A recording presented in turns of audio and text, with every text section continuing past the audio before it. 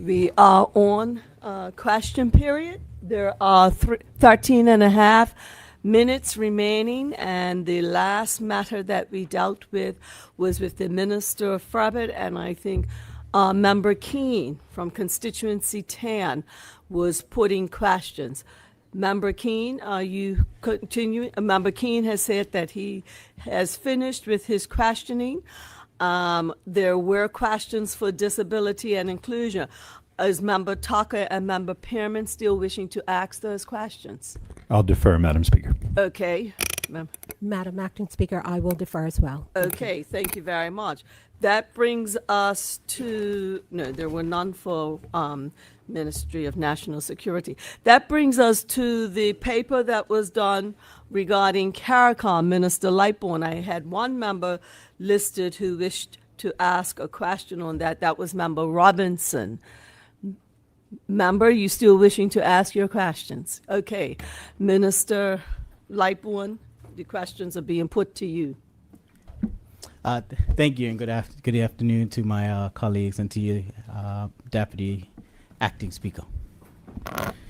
Can the Minister specify whether the 2024 Omnibus Survey's 53% support for CARICOM was for CARICOM as an entity or for Bermuda to become a full member of CARICOM? Minister? Thank you, Madam Acting Speaker. And I believe I do, look at that. Have it here. This was support for Bermuda's full membership application. And so this was the Omnibus Survey of December 2024, quarter 4. So yes. Okay, thank you, Minister. Do you have a supplement? Yes, Deputy Speaker. Given that there is a 53% registered support, can we get a bit of breakdown on the pool that was utilized in this omnibus survey? Okay, Minister?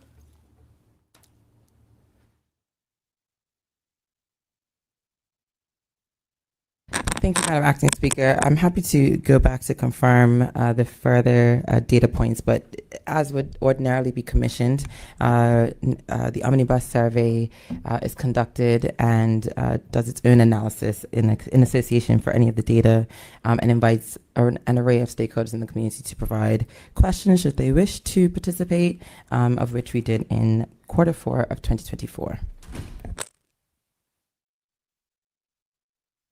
Thank you, Minister. Do you have a supplemental, a further supplemental, sorry? Yes, Deputy Speaker, thank you. Yes.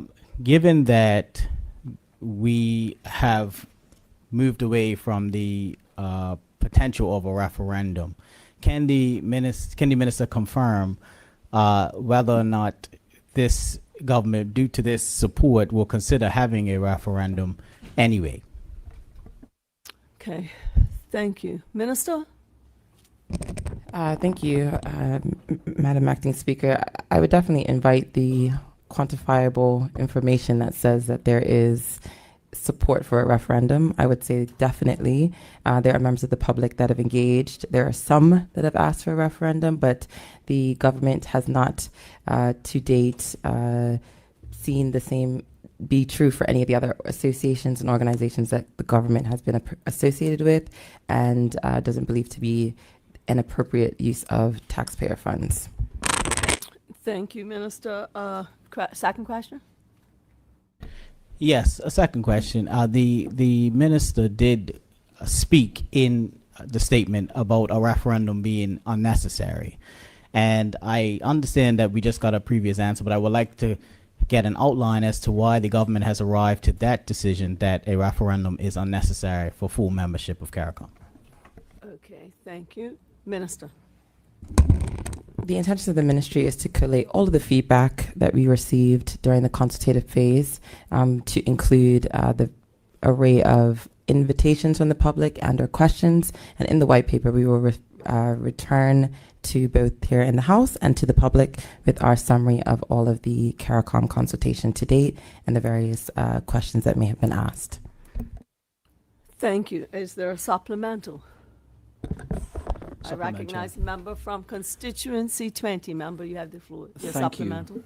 Given the minister's statement that she does not believe that a referendum would represent good value for money for the Bermudian taxpayer, is it the minister's view that a fee of over $2 million that would be likely payable to CARICOM for full membership, does that represent good value for money to the Bermudian taxpayer? Thank you. Member, Minister, sorry. Thank you, Madam Acting Speaker, and the honorable member from constituency 20 for his question. It is important to first anchor the response in the fact that the fee that Bermuda would be invited to pay has not yet been negotiated. And so what was included in the green paper was what the maximum that it could be should we have signed up to every single treaty of Chaguaramas as currently listed. We've already outlined, as coupled with the figure time and time again, that is not as an indicative cost, but not the cost that we anticipate, because we already know, based on our letter of entrustment, that we cannot fully participate in all of the framework as an overseas territory.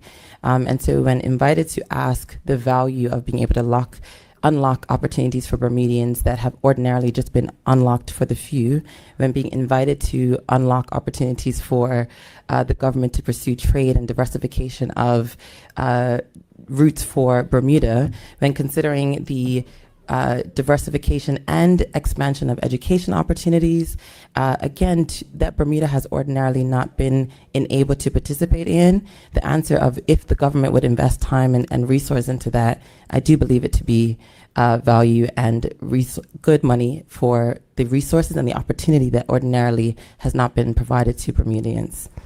Okay, thank you. And before I seek whether or not others wish to ask supplemental, I'd like to recognize that in the gallery we have former member, longtime member, and former leader of the OBA, Cole Simons. Welcome, member.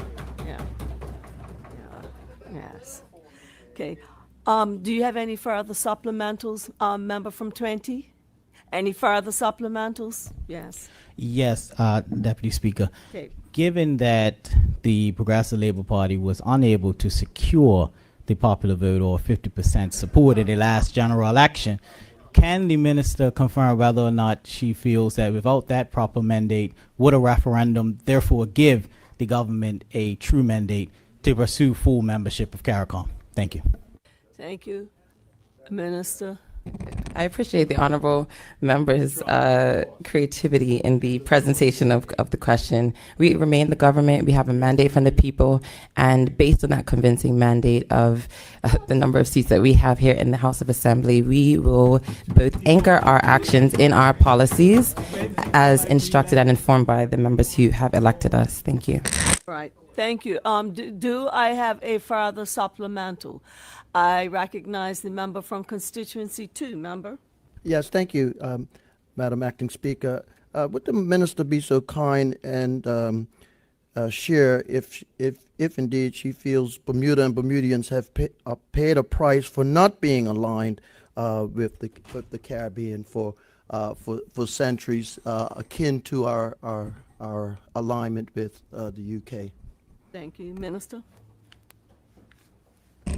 I thank the member for the question, and I think that what is true about this process and through the consultation is that we have heard about the historical ties and the historical lack of acknowledgement that for years and for generations has been ignored relating to our Caribbean brothers and sisters, name it the Bahamas, name it Turks and Caicos and other islands that Bermudian names can be found even to this day.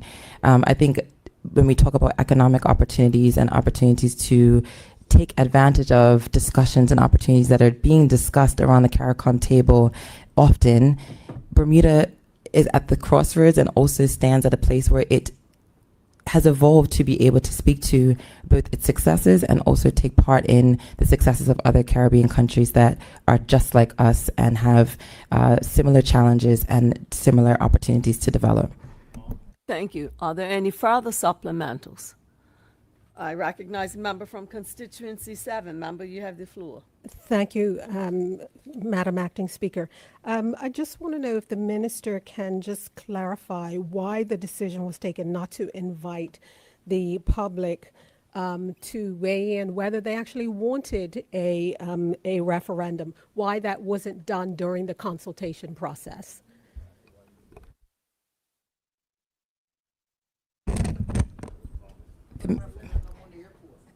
The ministry notes the history of associations that Bermuda has been a part of for years, and a referendum is not part of its history. And so we find it to be curious that only when it invited to deepen ties with our clear history and clear trade and opportunities that ordinarily has been dissuaded from the population to both acknowledge and also participate in, that the call for a referendum has been countered with it. Before the government began its CARICOM journey, a 2024 omnibus survey was commissioned. Before the ministry, under my stewardship, commissioned its journey, we did another omnibus survey at the Q4 of 2025. And again, Bermudians, without knowing, seeing, and hearing, they were willing to participate and saw benefits, and were able to quantify those to the ministry. And so I feel it is clearly an attempt, and a consistent attempt, to create what is the distraction of the opportunity that the Bermudian public saw fit to weigh into and believe and saw it beneficial for them and us as their agents and acting on their behalf to both problem solve for the country and problem solve for their challenges. We see it fit to proceed to this exploration and to deepening ties to an organization that we've already been a part of for years, and since '03 in particular. Thank you, Minister. Member, are there any other supplementals? There being none. Member, do you have a third question? Thank you, Deputy Speaker. And my third question is, if businesses are already expanding into the Caribbean market as an associate with associate membership, can the minister outline what further barriers will be broken down for businesses with full membership of CARICOM? Thank you, Minister. This is a question that's already in the public domain as part of the Green Paper and successive ministerial statements. Thank you. Thank you. You have a supplemental? Supplemental, yes. So, okay. My supplemental is, what exactly is the barriers now that exist for businesses to operate and expand that are based in Bermuda to the Caribbean nation as an associate member of CARICOM? Okay, thank you.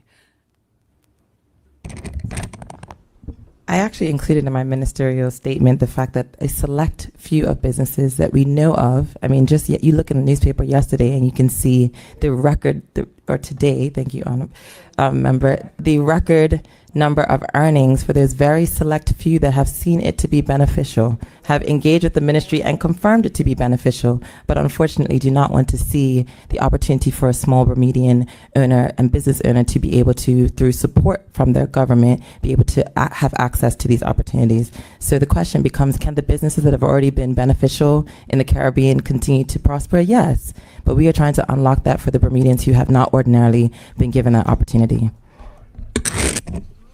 Thank you, Minister. Yes. Supplemental. Supplemental. Can the minister outline what is the supports that will be given to these small business owners and entrepreneurs through full membership of CARICOM? And this was not in the Green Paper. Thank you. Okay, thank you. Minister. The Green Paper does outline the various initiatives relating to economic support and trade diversification for small business owners. Specifically, it talks about the collaboration that takes place around the table to foster and encourage the uptick and advancement of small to medium-sized businesses to advance their presence in the Caribbean and their Caribbean footprint.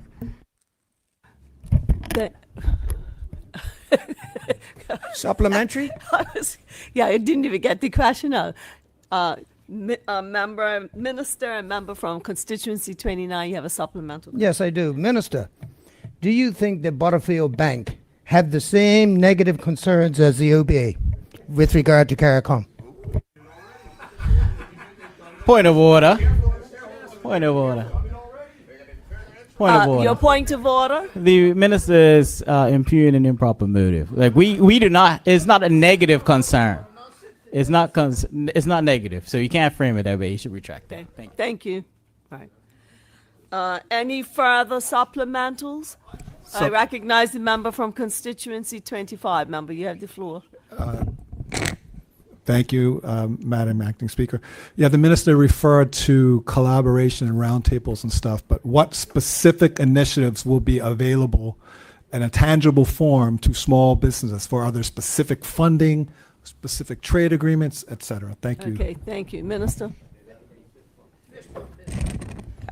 I would have to refer the honorable member to the green paper because it is included, including the funds. Point of order, Madam Your point of Acting order? Speaker? I'm sure the minister is inadvertently misleading the House because I've carefully reviewed that paper and it has not outlined any specific tangible benefits that are available to small businesses in Bermuda, and I would happily retract that if she could provide that information on the floor of the House. Thank you. Thank you.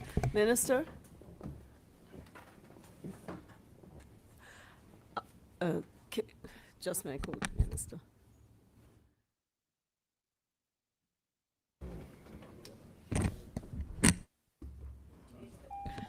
Page 32 and 33. Thank you, Madam Speaker.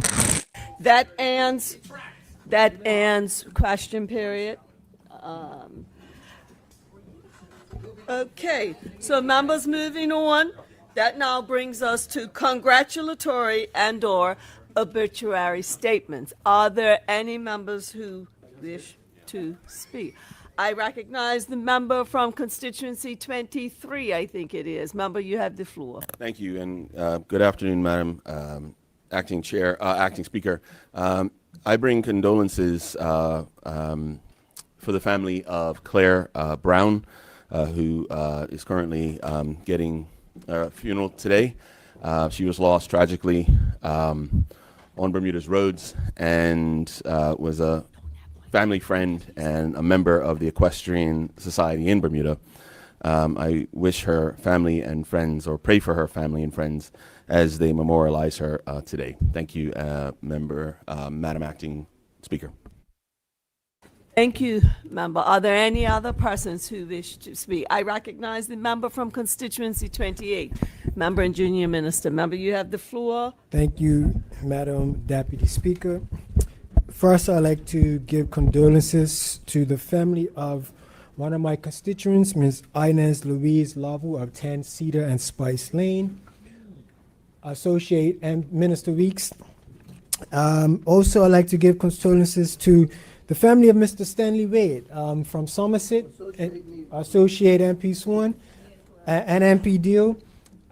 If you're a person from Somerset, you know Stanley always up and down the community, so it was a shock to hear of his passing, and it will be again a loss of him in our Somerset community. And then also to Miss Annette Dickinson, also of Somerset. While I didn't know her personally, I knew her children. And when I found out that she had passed and found that those were her children, I was again shocked and surprised. So I'd like to send condolences to the family of Miss Annette Dickinson. Associate MP Deal. On a lighter note, Madam Deputy Speaker, last week we had our Bermuda Day holiday, and I'd like to send congratulations to all the participants in the bike race, associate the Minister for Sport, associate the whole house. All the participants in the Sinclair Packwood cycle race, the Junior Heritage Classic race, and the full Bermuda Day Marathon. To all the participants, congratulations. And then to the winners, again, huge congratulations for the effort, for the result of the effort that you put in. Short story, Madam Speaker. I at one point chose to, many years ago, about 20 years ago, decided I was going to run 24th of May. I was going to do it unofficially, so I woke up that morning, put on my running shoes, ran down the bottom of my heel and said, that's enough, turned around and went right back home. So I give credit to those that run that 12 or 11 and a half mile race, because I only made it about 200 meters.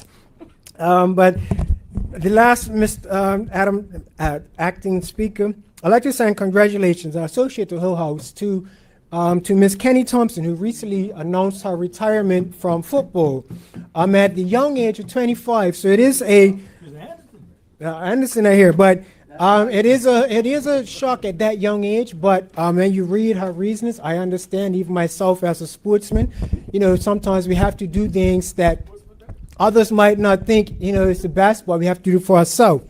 But I will just say that she has made herself available to represent the women's national team next week in those 2 home games. And so we wish her a final farewell, and hopefully the Bermuda women's team can win both those games as a farewell for her in her retirement. Thank you, Madam Acting Thank Speaker. you. Any other persons who wish to speak? I recognize the member from constituency 12. Member, you have the floor. Thank you, Acting Speaker. I was almost going to point of order to the Honorable Dennis Lister. He forgot to congratulate his wife. They just had a baby.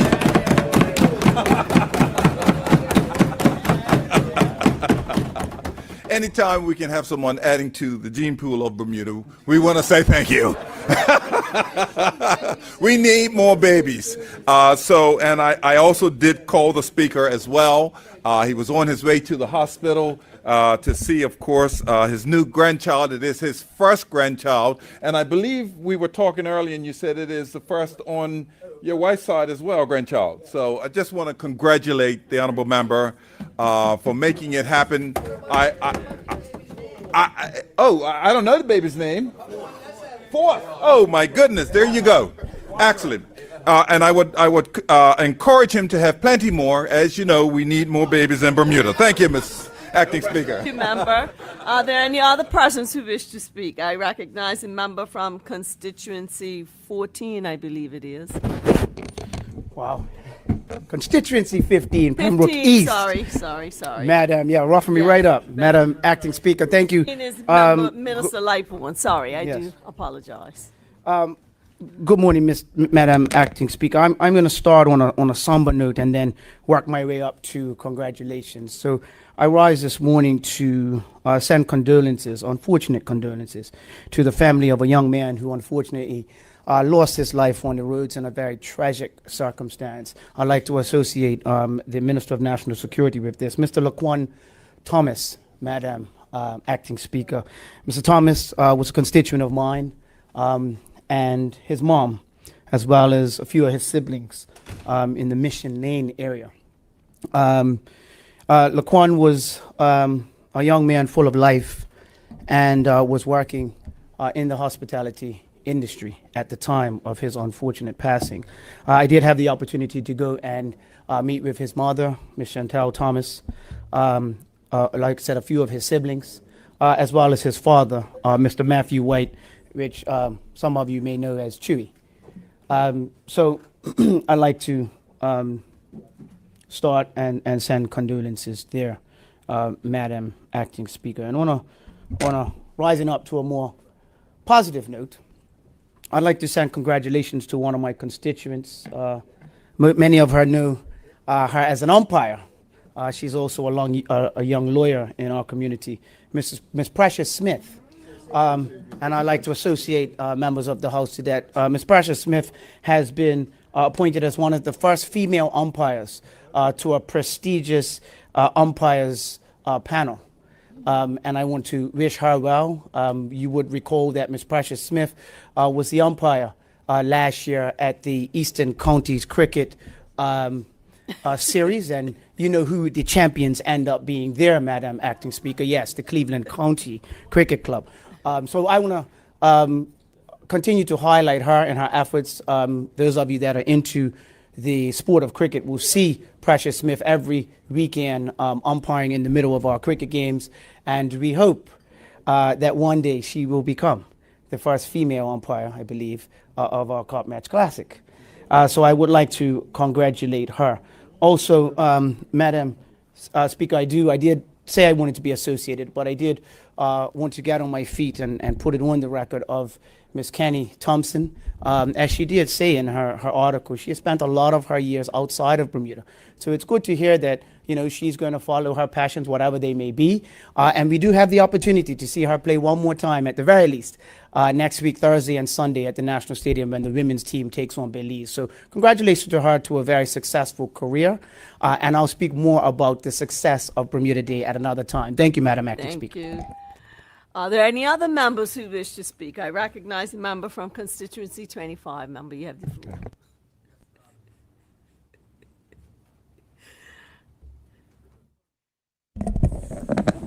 Thank you, Madam Acting Speaker.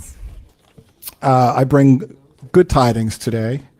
First of all, there were 230 adult learners who received various certificates and acknowledgments of their progress at the Bermuda College. And as someone myself who's probably spent too much time in the educational system, I want to congratulate all of them.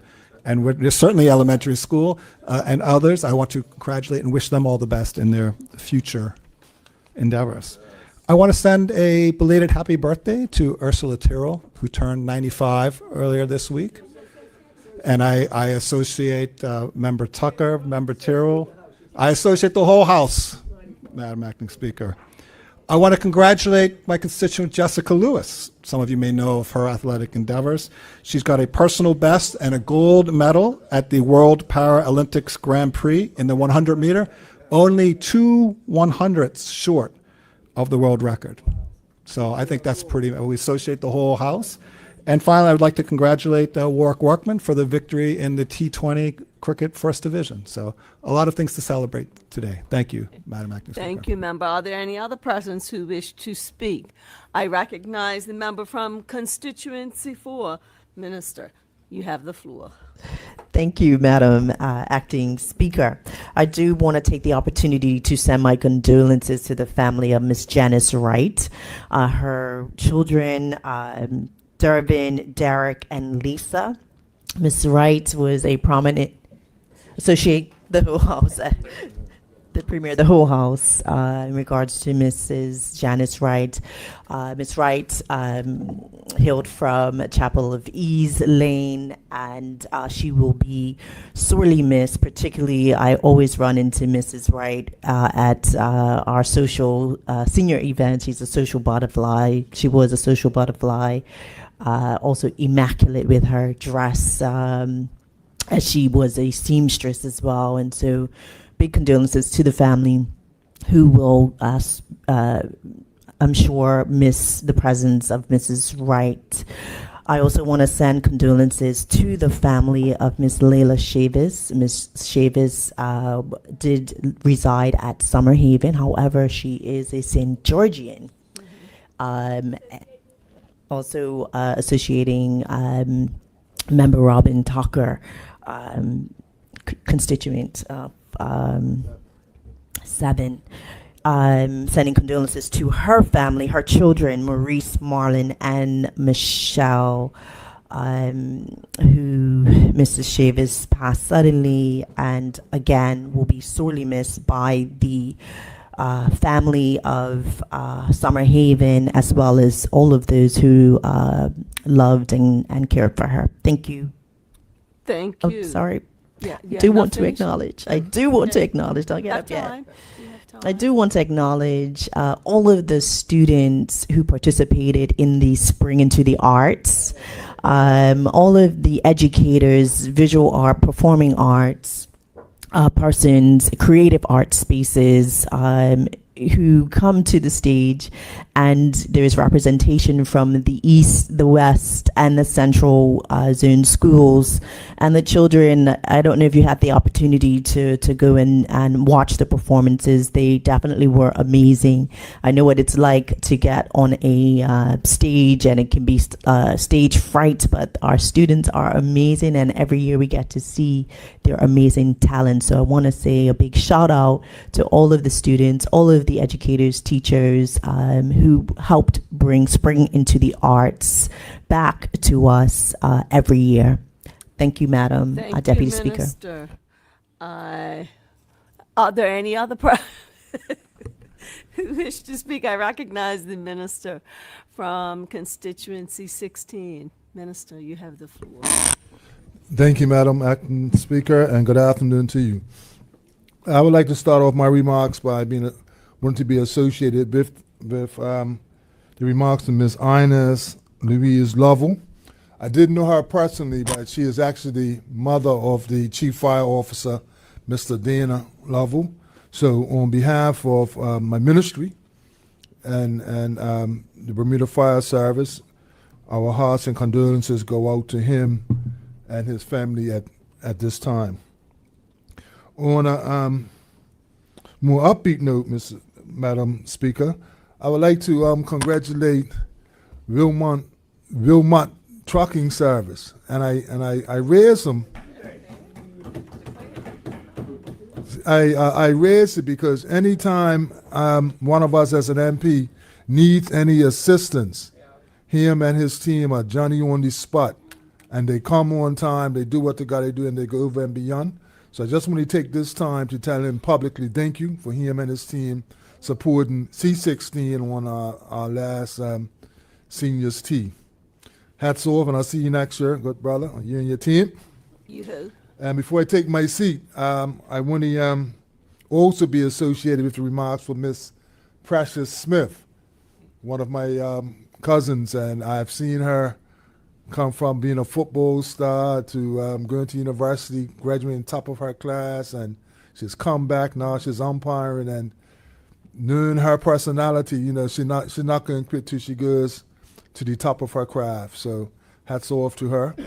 So that's it for me today, Madam Acting Speaker. Thank you, Minister. Are there any other members? Oh, I recognize the member from constituency 33. Member, you have the floor. Thank you, Madam Deputy Speaker. I rise to join in the condolences for Brother Stanley Wade from the Sands community and from my family, the Wade family, my cousins. Those who knew Stanley knew him for two things, many things, but two things in particular if you didn't know him that well. His camera, taking pictures at all the different PLP events, and the brother loved to talk. Loved to talk. Oh, my goodness. And, you know, when you have somebody around who loves to talk, during the last election, he was at the Sands PLP headquarters in crunch time. And we said, look, my team, my chairman who runs the Sands campaign, instructed him to go talk somewhere else because you were distracted us from the business at hand. But he was a staunch follower and supporter of the PLP, and we will miss the chance to talk to him and hear his voice again. And from my family to my cousins and to the rest of the community, I give my deepest condolences.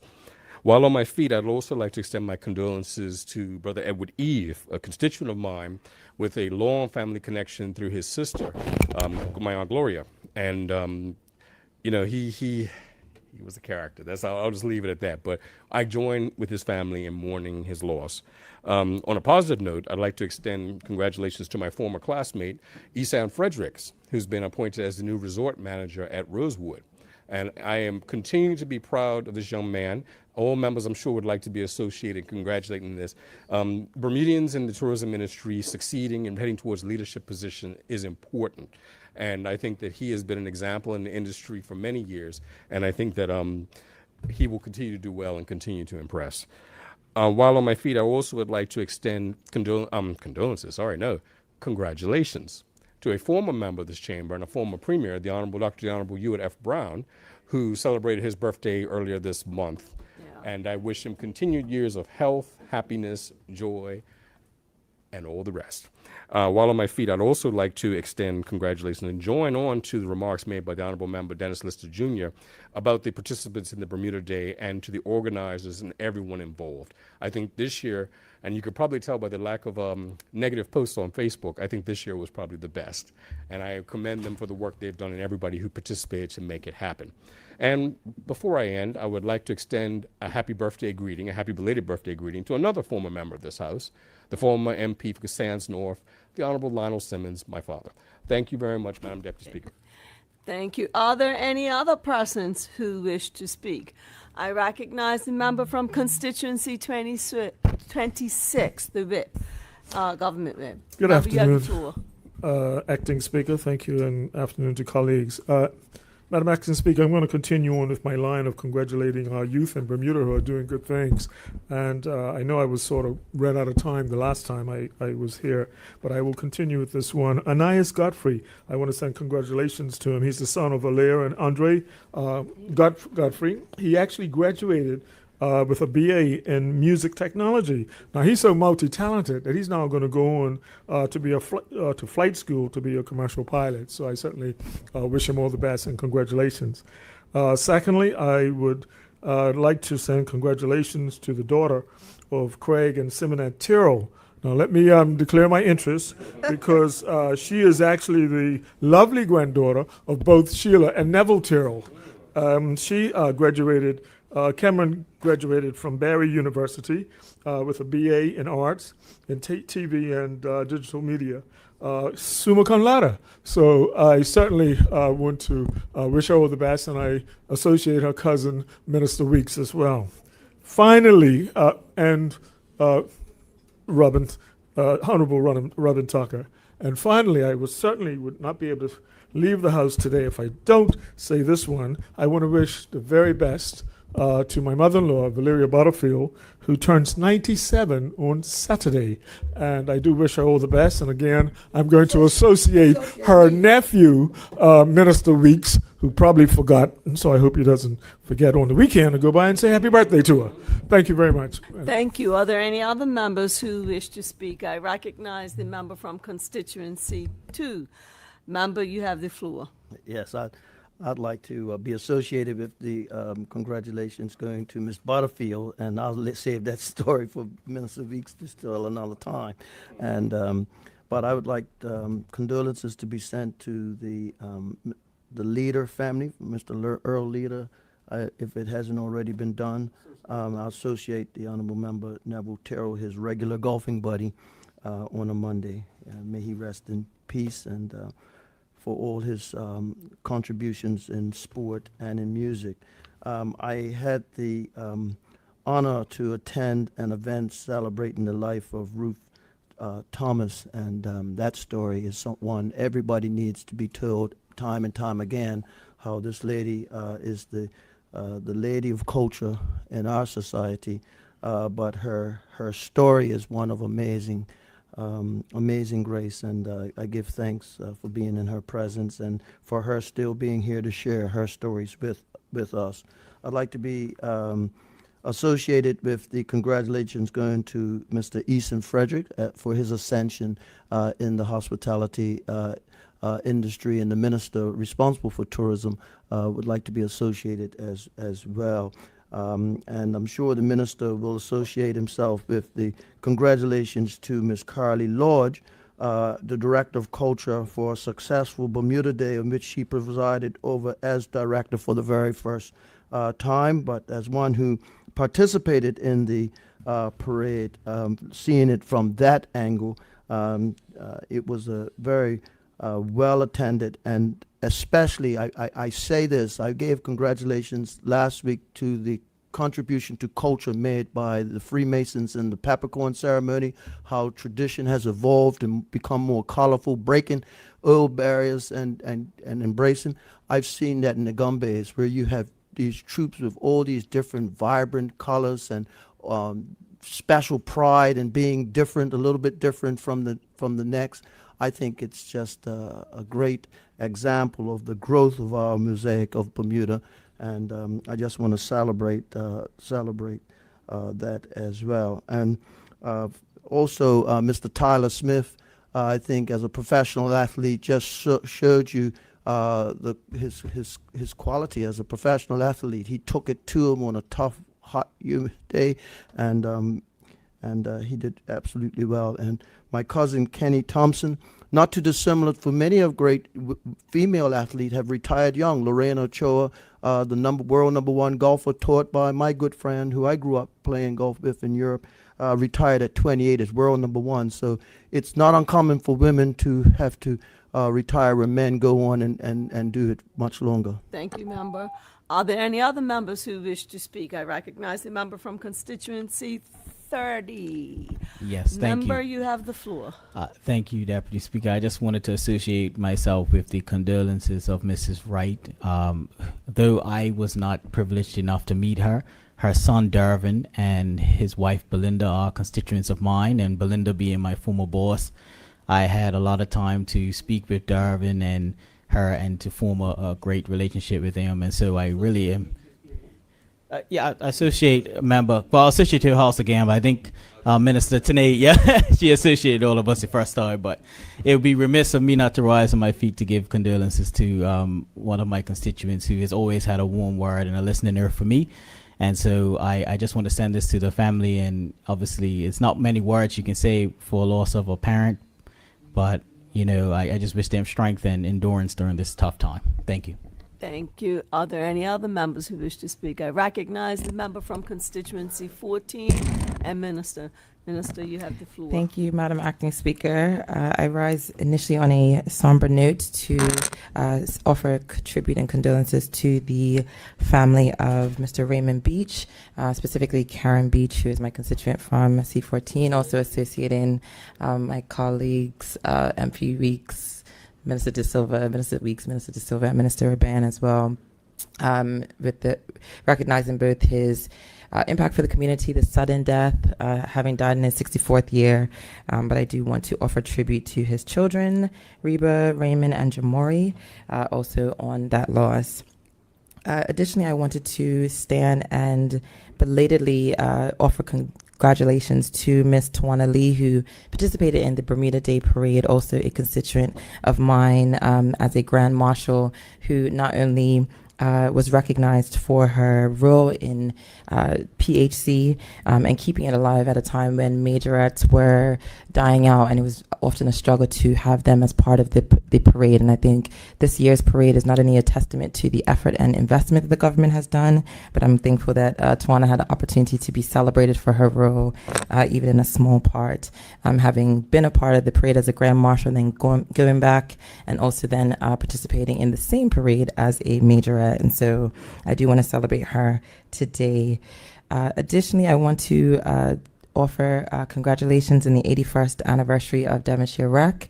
Members of the public should also know that this evening they are having their second annual fair from 5 to 10 on the field, and I do encourage members of the public to support them, noting how integral they are to our community, and also the consistent efforts that they are making to ensure that the community is engaged. And so I do want to both celebrate them on their anniversary and on their work in the community. And finally, I wish to offer recognition for Ms. Kazra Bashir Baker, and I hope I announced her name correctly. She was here today, Madam Acting Speaker, in the gallery. She is an M2 SAN student who is here on her day release and work shadow to have a feel and flavor of what it is like in Parliament. And so I want to both acknowledge her, and I do invite other members of this House to also acknowledge her in the usual way. Thank you. Thank you. And welcome, Ms. Bashir Baker. Welcome, Ms. Bashir Baker. Are there any other members who wish to speak? Yes, I recognize the Premier and member from constituency 18. Thank you very much, Madam Acting Speaker. Madam Acting Speaker, though, the Honourable Minister from constituency number 4 and the Honourable Member for constituency number 30 associated the entire House with these remarks. I do wish to just rise to put on the record the condolences being expressed to the family of the late Ms. Janice Cynthia Wright. Without question, as Minister Tanay had said, you could find her at all seniors events, and she was even supposed to be in the parade on Bermuda Day as representing your side of the island, the east end of the island, and unfortunately passed away. And the thing is that, Madam Acting Speaker, it was only 2 weeks prior to her passing that I had seen her at her brother-in-law's funeral, who was a constituent of mine Mr. Rudolph Lawrence, who we had mentioned a couple weeks ago. And so I was there at the event, saw her. My mom used to do her hair. She said, "How's your mom doing?" I took a picture, all the rest, which I typically do, sent and share with her. She was such a wonderful lady, bright, smiling all the time, completely energetic, and certainly demonstrating that, you're only as old as you feel, because even up to her 88th year, she was sprightly, always going around, always immaculately put together, and everything else. So I just wanted to make sure that I could record my condolences on the record. There is another condolence I wish to record, but I'm going to wait until that is announced publicly, and we'll do it the next time we're sitting. Thank you. Okay, thank you. Are there any other persons who wish to speak?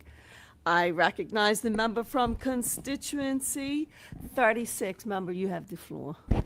Thank you, Madam Deputy Speaker. I'd like to stand today to, first of all, offer condolences to the family of Seth Jean Taylor. He is the son of David Taylor and Lorna Jean. And I just want to express what a fine young gentleman he was, and certainly to express to the family my sincere sadness at hearing of his passing, and certainly the legacy that he leaves behind, even in his short lifetime, will be one that will be continued for many years. I'd also like to take the opportunity, Madam Deputy Speaker, I'd like to congratulate the Community Restoration Group, who a few weeks ago completed a project that brought together countless individuals within the Sands community and in constituency 36 in particular, in the revitalization, the cleanup and revitalization of the Mangrove Bay area and the introduction of mangrove nights in that area.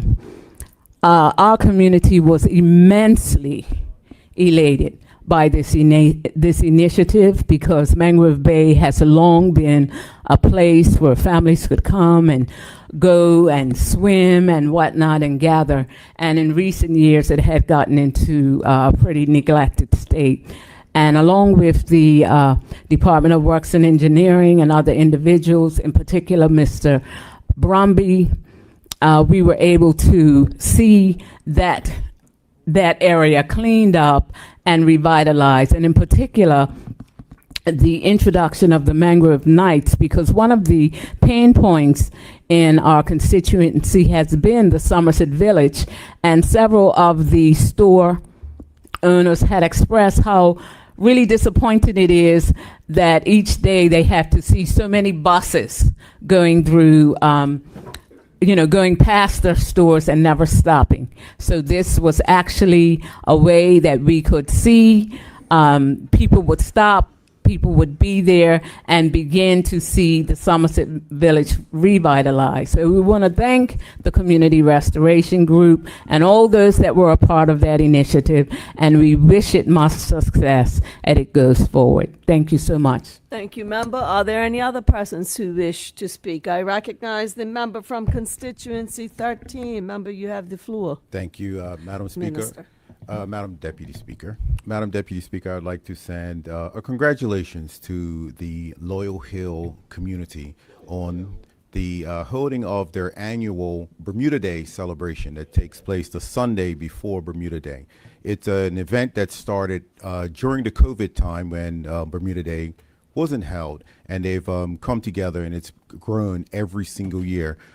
Special congratulations to the annual go-kart race, although this year there was only one go-kart that made it to the bottom of the hill, but it has been renamed upon the passing of Marvin Duke Woolridge, who was a fantastic participant in this and always built the best go-karts and always prided himself in racing up and down that hill. But Madam Speaker, anyone who did attend the event was sure to be treated to a prelude of what was to come for Bermuda Day, with the majorettes and with the various bands and various people showing up, as well as the crowning of Mr. and Mrs. Loyal Hill. And this year, something a little special, they had like Junior Miss Loyal Hill and Junior Mr. Loyal Hill.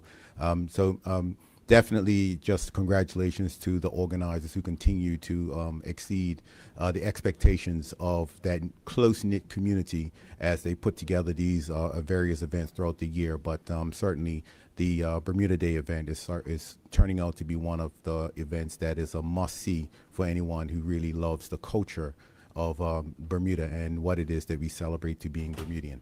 Thank you, Madam Speaker. Thank you. Are there any other members who wish to speak? There being none, I just want to associate myself with the remarks regarding Spring into the Arts, a spectacular event and a spectacular showcase of talent with our young people from the Eastern School Zone. And they certainly acquitted themselves extremely well, and it gives much hope for the future in terms of the type of individuals we can look forward to becoming leaders in some shape or form one day. I would like to be associated with the remarks regarding Mrs. Wright, and who was a former constituent of mine before the boundary changes. And her son Derek in particular is I consider him a friend, and she will be a great loss in their family. And I would like to express condolences for the family of Miss Lena Smith, who is or was a constituent of mine. Express condolences to her husband David. Some of you may not know, she was the grandmother of the woman who clearly made history when she had quintuplets. And so even though only 4 remained of those babies, Robin Smith's mother, Lena Smith, did pass away. I was just trying to give some context if people didn't know who she was.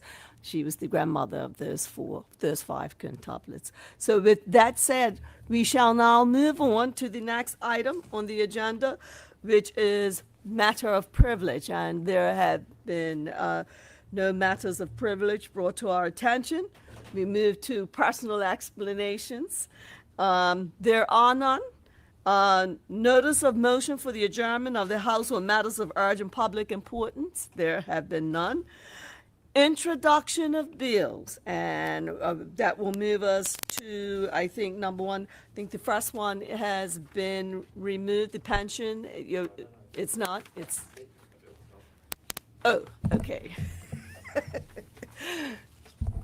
Premier. Thank you very much, Madam Acting. Thank you very much, Madam Acting Speaker. I'm introducing the following bills for their first readings to be placed on the order paper for the next day of the meeting.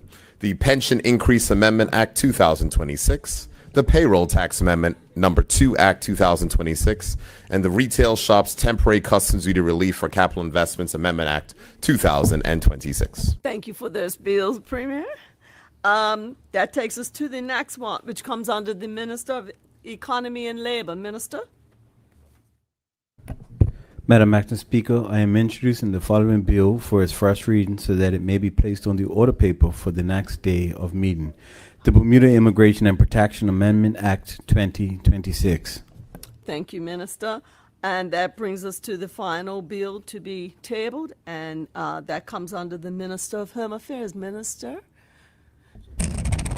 Madam Acting Speaker, I'm introducing the following bill for its first reading so that it may be placed on the order paper for the next day of meeting, the Electricity Amendment Act 2026.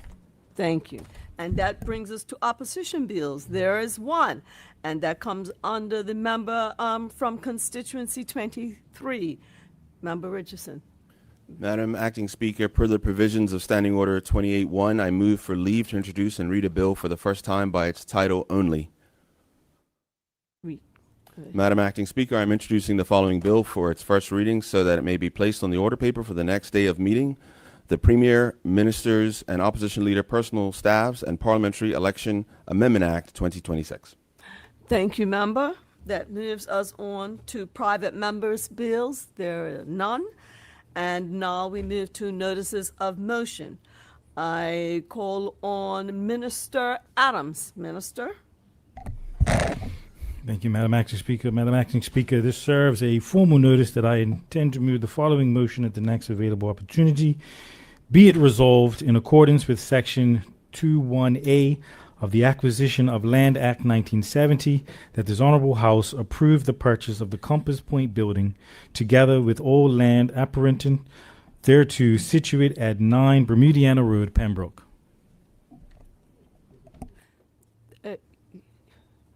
Thank you, Minister. We are now shifting to orders of the day. I understand that there are 2 items for consideration. Yeah, there are still 2. Yeah, yes, okay. All right. Minister? Yeah. Okay.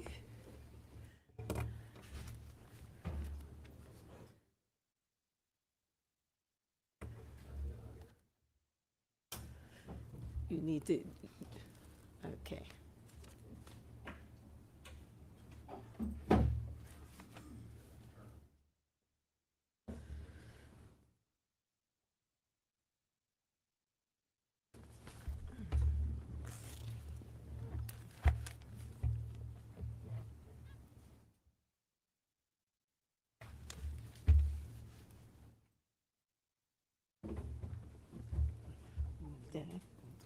Okay, and the 3, okay. Madam Acting Speaker, I move that the bill entitled the Public Service Superannuation Amendment Act 2026 be now read for the second time. It has been moved that the bill entitled the Public Service Superannuation Amendment Act 2026 be read for a second time. Are there any objections? There are none. Continue. Thank you, Madam Acting Speaker. Madam Acting Speaker, on the 12th of September 2025, the Public Service Superannuation PSSF Stabilization Amendment Act 2025 was approved in this Honorable House. That act came into operation on the 1st of October 2025, and that act fulfilled a long-term commitment of the government to bring forward reforms to ensure the sustainability of the Public Service Superannuation Fund. The reforms will be phased in and reflect several policy and legislative changes to the act. Madam Acting Speaker, to ensure that act properly reflects the policy intent of the 2025 PSS reforms and preserves those provisions of the Public Service Superannuation Act 1981 being the principal act that were not intended to be changed by the approved reforms, I bring this Honorable House additional proposed amendments to the Public Service Superannuation PSSF Stabilization Amendment Act 2025. The proposed amendments are intended to align the legislation with the approved policy intent, improve clarity, and remove inconsistencies within the principal act. So this is, of course, just a technical housekeeping act, Madam Acting Speaker. There are no change whatsoever insofar as the policy and the matters that were agreed with the unions prior to us advancing these PSSF reforms that we advanced in 2025. Madam Acting Speaker, following further analysis of the Act and with the advice of our legal and technical and actuarial teams, the recommendation was to amend the Act to address the following areas. Contributions to be deducted from salary, and this amendment preserves the original policy intent that a person should only join the fund where there is sufficient time before compulsory retirement to accrue meaningful pension benefits. Circumstances entitling contributors to payments. This amendment is intended to preserve the approved retirement framework for both special group and non-special group contributors, while clarifying when reduced and unreduced pensions may be taken. Reduced pension payments upon early retirement. This amendment is intended to maintain internal consistency with the Act. Age of compulsory retirement and deferred pensions. This amendment is intended to ensure the compulsory retirement provisions and deferred pensions remain consistent with the revised retirement and pension provisions of the revised Act. And then service qualifying for pension. This amendment is intended to preserve the added service benefit of up to 5 additional years of service for lower ranking officers in the special group, notwithstanding the phase increase in retirement age. Madam Acting Speaker, as I indicated in my budget speech delivered to this Honorable House on the 20th of February 2026, this government has delivered on its promise to reform the PSSF and began the road to stabilizing the fund and put the pension plan on a stronger footing for the longer term. And it's important to note, Madam Acting Speaker, that the reason why it is important that we did that, not just for matters related to retirees who have their pension, but it's also to deal, or future retirees, their pension be there, but it also created the room for us to increase retirees' pensions as well, noting that those pension increases have been frozen since 2014, and earlier today I did table a bill to increase public sector retirees' pensions by 10%. There's been a lot of questions that have come from this, a lot of questions from honorable members, and so I just want to take some time, although it's not specifically this bill, just to clarify this matter, which would be the bill. I'm not anticipating debate. Thank you. I'm not anticipating debate. I think what is important to note is that this is talking about what happened on this. The honorable member, but you've already ruled, so let me go forward. Madam Acting Speaker, it is important to note that the public sector retirees will get an increase of 10% on their pensions. That increase is effective April 1st. However, as we're just tabling the bill and the matters will go through, and because we have to deal with all the other increases in public sector pay, that those matters will be paid in October, but they will be backdated to April. So I think it's just important at this point in time to note, while we're discussing matters related to the public sector pension funds, that the changes that we made allowed us the space to be able to increase public sector pensions for retirees without compromising the long-term effects of the fund. And that's why it's important for these changes to come into place, because it has allowed us, as stated in the budget statement, to be able to increase public sector retiree pensions by 10%. So as I close, Madam Acting Speaker. The Premier continues to anticipate debate on items on the order paper for next session. Thank you, member. I'm not sure whether or not he is actually anticipating a debate as opposed to just mentioning. Yeah. Can I proceed? It's like it's like the member almost wants be renamed to Mr. Point of Order. It's all the time. But anyhow, as I close, Madam Acting Speaker, these proposed amendments will ensure we get it right for both current and future public officers' retirement plans. As it has been, this government has pressed forward on these changes, challenges notwithstanding, have brought stability to our public sector pension fund. Thank you, Madam Acting Speaker. Thank you. Are there any other members who wish to speak? I recognize the member from constituency 25. Member, Yes. you do have the floor. Thank you, Madam Acting President. Madam Acting Speaker. This is my old seat. Yes, and just so for the House's knowledge, because his mic is not working, I've allowed him to sit there so that he can speak without having to lean in front of the member who actually does sit there. And So, I'm grateful for your indulgence, of course. Madam Acting Go Speaker. Clearly, the One Bermuda Alliance, when these reforms were originally presented, certainly supported them. As you know, Madam Acting Speaker, it has been very important to us for a long time, and we had called for a very, very long time that these reforms be made. And as such, we certainly do support the technical amendments in this bill to ensure that everything is carried out properly and all the I's are dotted and the T's are crossed, and therefore we have no concerns with this bill. Thank you, Madam Acting Speaker. Thank you. Are there any other members who wish to speak to this Amendment Act? There being none, I call on the respective minister and premier. Thank you very much, Madam Acting Speaker. I move that the bill be now committed. It has been moved that the bill be committed. Are there any objections? There are none. So I call on Member Smith to come and take the seat. Okay.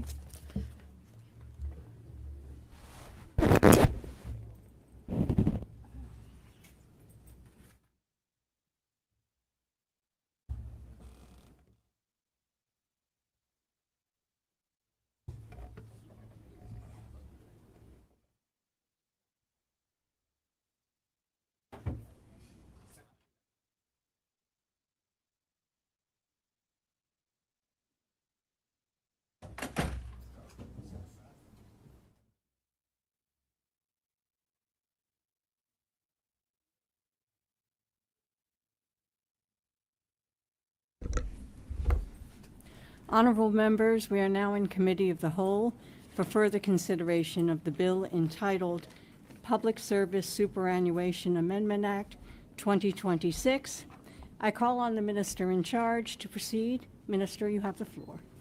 Thank you very much, Madam Chairman. Madam Chair, I would like to move all the clauses.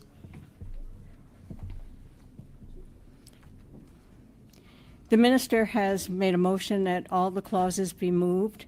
Are there any objections? If there are no objections, please proceed. Thank you very much, Madam Chair. Clause 1 is self-explanatory.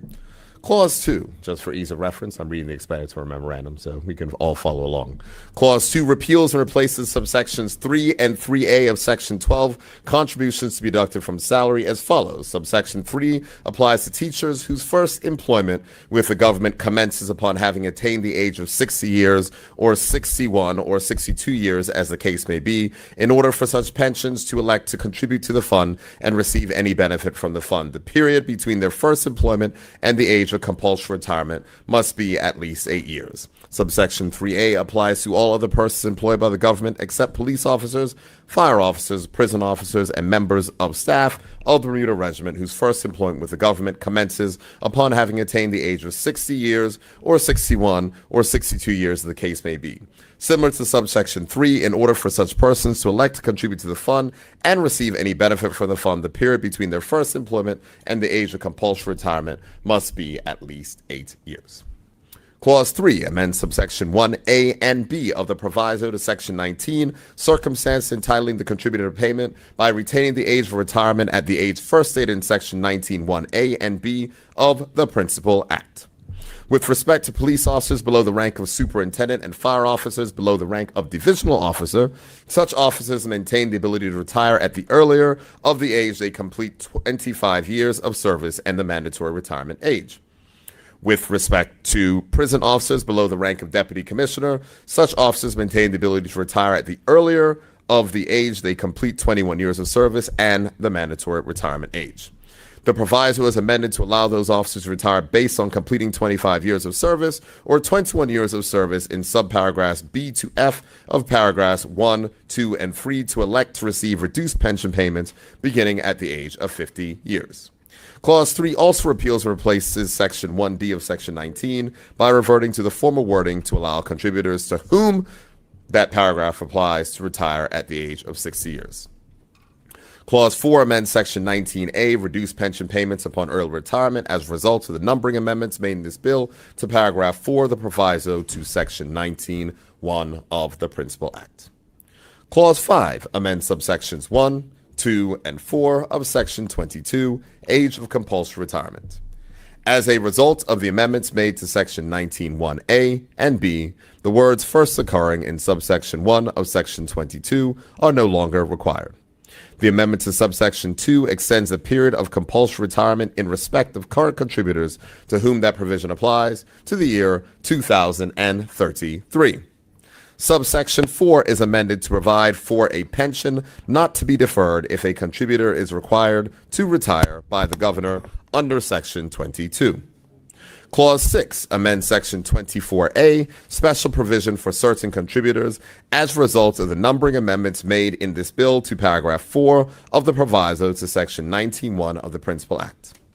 Clause 7 amends paragraph A of Section 33, rate of pension, by removing the word average, as the rate relating to contributors to whom that paragraph applies will be based on the contributor's salary immediately preceding the date of retirement. Clause 8 repeals and replaces the proviso to Section 34, service or qualifying pension, by retaining the added service benefit with respect to police officers below the rank of superintendent, fire officers below the rank of divisional officers, prison officers below the rank of deputy commissioner, and members of staff of the Bermuda Regiment based on ages referenced in Section 19(1)B and paragraph 4B, C, D, E, or F of the proviso to Section 19(1).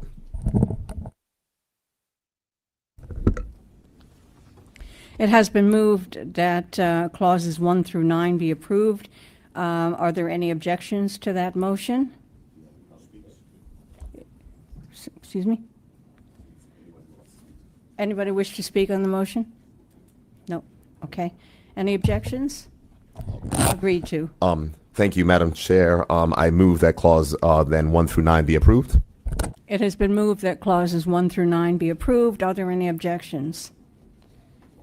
Approved. Minister?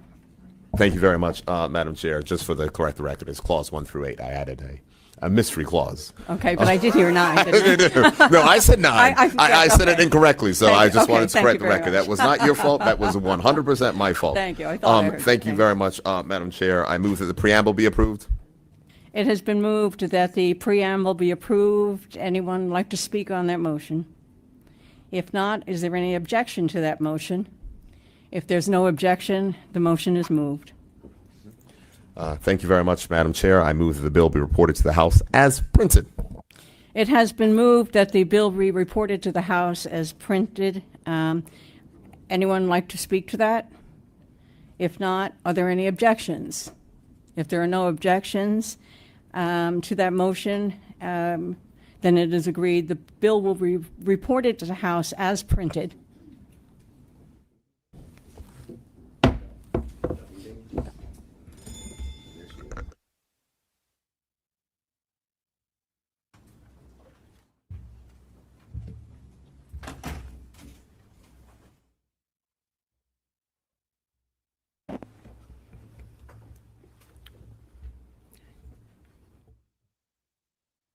Right. Members, it has been agreed that the bill entitled Public Service Superannuation Amendment Act 2026 be reported to the House as printed. Any objections to that? There are none, so that finishes item 1 on the order paper. We now move to the consideration of the supplementary estimate number 2 for the financial year 2023-2024. Yes.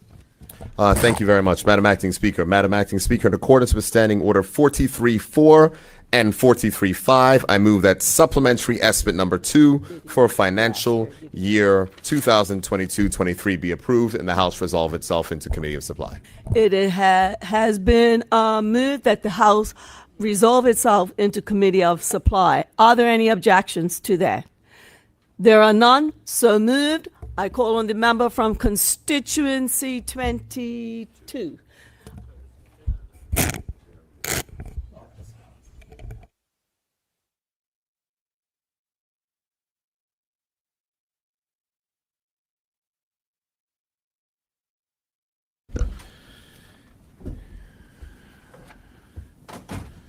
Thank you, members. We are now in the Committee of Supply to consider, we're going to do it one at a time, Minister, one at a time? Yes. To consider the supplementary estimate number 2 for financial year 2023-2024. Minister, you have the floor. Thank you very much, Mr. Chair. This schedule identifies 5 items totaling $16,701,803 to be included in supplementary estimate number 2 for fiscal year 2023-24, made up of $16,241,638 on current account and $460,165 on capital account. Honorable members will note in respect to the total supplementary estimate for this year of the aforementioned $16,701,803 are all technical supplementaries. A technical supplementary indicates that the requirement for additional funding can be met and was met within the originally appropriated estimates. However, they cannot be transferred since they are appropriated within another ministry or capital account. Following the completion of the 2023-24 financial statements on December 24, 2024, the total final current account spending for 2023-24 was $977.5 million, which was $4.9 million more than the original estimate of $972.6 million. Interest and guarantee management costs were $131.5 million, $1.1 million in the original estimate of $130.4 million. Total revenues in that year were $1.177 billion, or $21.18 million higher than the original budget of $1.16 billion. Based upon the above factors, the budget deficits for the fiscal year 2023, make sure I get this right. Got it. The budget deficit for fiscal year 2023-24 was $29.5 million, $14 million less than the original estimate of $43.5 million. This is the third consecutive fiscal year where the fiscal deficit was less than originally forecast. Supplementary estimates number 2 for fiscal year 2023-24 is directly related to additional expenditures associated with the Ministry of Public Works, stock adjustment for transition to Artemis A building at the quarry and higher inventory usage, higher insurance premiums due to transition of a multi-year agreement, and quarry transport products recharged in capital lease liabilities. The Ministry of National Security, GHI claims for police officers on budget credit card commissions within Customs and additional overtime required within the Department of Corrections, Fire Services due to staff shortages. Also, total capital account spending for fiscal year 2023-24 was $97.1 million, or $1.1 million below the original budget of $96 million. On the capital account, the total of $460,000 additional capital expenditures relate to ferry bow loading, relocation, major building upgrade projects, and water and sewage capital maintenance at the Tynes Bay Waste Energy Facility. In respect of capital expenditures, savings from existing capital projects has been identified. However, technical supplementary is required to increase each overspent total authorized figure in 2023-24. Honorable members will recall the criteria for determining debatable supplementary estimates require that all items on the current account be debated. If the total current account spend of a ministry shows an increase of greater than 10% or $250,000 when compared to the original estimate, all capital items are debatable. Applying the criteria I've just described, all items on the current account and capital account are debatable. I would therefore move approval of the following items: current account 1 through 2, all debatable; capital account 3 through 5, all debatable. Thank you, Premier. I call on the Honorable Minister in charge, and that would be that item number 1, head number 36, which would be the Ministry of Public Works. Thank you, Mr. Chair. And Minister, while you're on your feet, forgive me for asking you this question, but I believe I'd heard the Premier to say that item 1 would be debatable, but it is debatable. Thank you. Great. I have clarification. It is debatable. Okay, understood. Minister, it has been confirmed that this item and the 3 heads that fall under this item, all of which are in your ministry, are in fact debatable, and therefore you have the floor in relation to supplementary 1, heads 36. And it now be taken under consideration. Mm-hmm. Thank you, Mr. Chair. Mr. Chair, I move that item number 1, heads 36, 81, and 82 be now taken under consideration. Thank you, Honorable Minister. It has been moved that item 1, heads 36, 81, and 82 are now taken under consideration. Is there any objection to that motion? There being none, item 1, heads 36, 81, and 82 will now be taken under consideration. Minister, you have the floor. Thank you, Mr. Chair. Mr. Chair, as detailed in supplementary estimate number 2, for the financial year 23-24, the Ministry of Public Works and Environment seeks approval for supplementary provisions under current expenditure totaling $8,668,876 and under capital expenditure totaling $460,165. Mr. Chair, for clarity, I will address each department in turn, outlining first the current expenditure adjustments, followed by capital expenditure adjustments. Mr. Chair, I begin with the ministry headquarters, head 36. Under the current expenditure, 2 adjustments are required, both relating to inventory. During the 23-24 financial year, the ministry's stores section, which is responsible for inventory management, relocated to a new facility at the government quarry. As part of this transition, a full reconciliation of inventory was undertaken.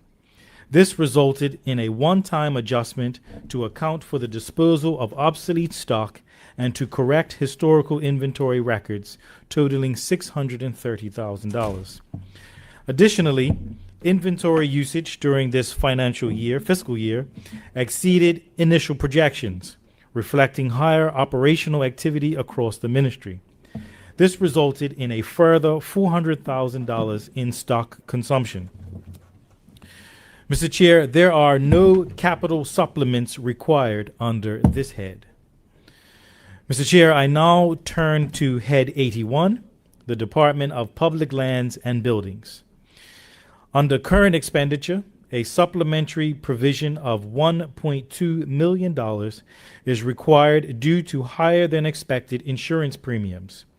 As honorable members are aware, the department is responsible for maintaining over 800 government properties, the majority of which are insured and is therefore directly impacted by changes in insurance costs. Mr. Chair, there are two capital supplementals required for this department. The first, in the amount of $7,381, relates to the relocation of the Department of Marine and Ports ferry maintenance facility. Honorable members may be aware that this project was managed by the Department of Public Lands and Buildings and involved consolidating Marine and Ports ferry maintenance operations from multiple locations in Dockyard and Hamilton into a single centralized facility in Dockyard. This adjustment reflects an administrative oversight that required an increase in the total allocated funding level, which has now been corrected. The second capital supplemental, in the amount of $115,075, relates to emergency works to repair central air conditioning units at two government buildings, namely the Government Administration Building and Global House. Mr. Chair, I now move to Head 82, Works and Engineering. Under current expenditure, a supplementary provision of $6,038,876 is required to account for fuel supply, equipment maintenance, and asphalt production. Mr. Chair, what does this mean in practical terms? As honorable members are aware, the department's quarry section maintains much of the government's land-based vehicle and heavy equipment fleet. While these assets are owned centrally, they are often operated by other departments. For example, the Department of Sport and Recreation and the Department of Health make continuous use of vehicles owned by Works and Engineering. When these vehicles require fuel, they refuel at quarry-managed sites. When servicing is needed, it is carried out by department mechanics. If vehicles are damaged, they are returned to the quarry for repair. Historically, these services were recovered through a recharge mechanism whereby the operating department reimbursed the Department of Works and Engineering. However, this practice has not been consistently occurring within the current financial framework. A similar arrangement exists for asphalt production, where the quarry section is responsible for production while the highways section is responsible for paving. As a result, costs that would previously have been distributed across departments have instead been absorbed entirely within Head 82 for this financial year. Mr. Chair, to be clear, this is not the result of any fault. This is not the result of any fault by any government entity or individual. Rather, it reflects limitations in an older system of recording operational costs, which is being modernized. Importantly, this does not represent an increase in overall government spending. It is, in fact, the reallocation of operational expenses between departments at the end of the fiscal year. The ministry continues to work closely with the Ministry of Finance to modernize these processes and improve the accuracy and transparency of cost allocation going forward. Mr. Chair, a further supplementary provision of $400,000 is required under current expenditure for Head 82. This relates to a technical audit adjustment associated with the unwinding of capital lease liabilities rather than new expenditure.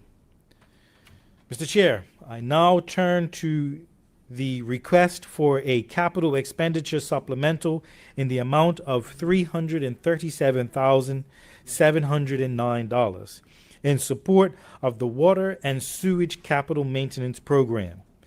During the 23-24 financial year, the department identified a significant leak in Prospect Water Reservoir 1, a critical asset that holds millions of gallons of potable water for public use.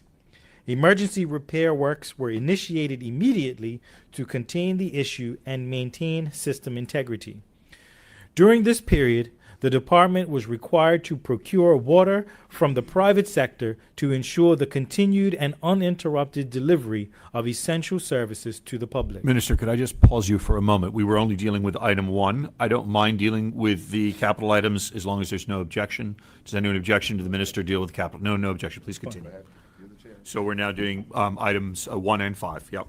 Are you, Understood. are you also speaking to public lands and buildings at item 4? Yes. And you're not doing marine imports, though? No. Okay, so we are now listening to the minister, who is taking under consideration items 1, which has already been addressed, and items 4 and 5 with no objection from the House. Thank you. Thank you. Mr. Chair, I'm on my last paragraph, so Sorry. no problem. While the immediate repairs have been completed, more comprehensive refurbishment works are planned for this fiscal year. Thank you, Mr. Chair. Thank you, Honorable Minister. Is there anyone who wishes to speak to supplementary estimate number 2 for financial year 2023-2024 in relation to item 1, heads 36, 81, 82, or items 4 or 5? I recognize the honorable member for 25. Yes, thank you, Mr. Chair, and grateful to the minister for the explanations, especially with respect to the lack of the recharges happening at the appropriate times. Glad to hear that the system is being improved. Obviously, controlling and managing costs of departments is important. I know some of these departments might have a lot of fuel costs as they drive around.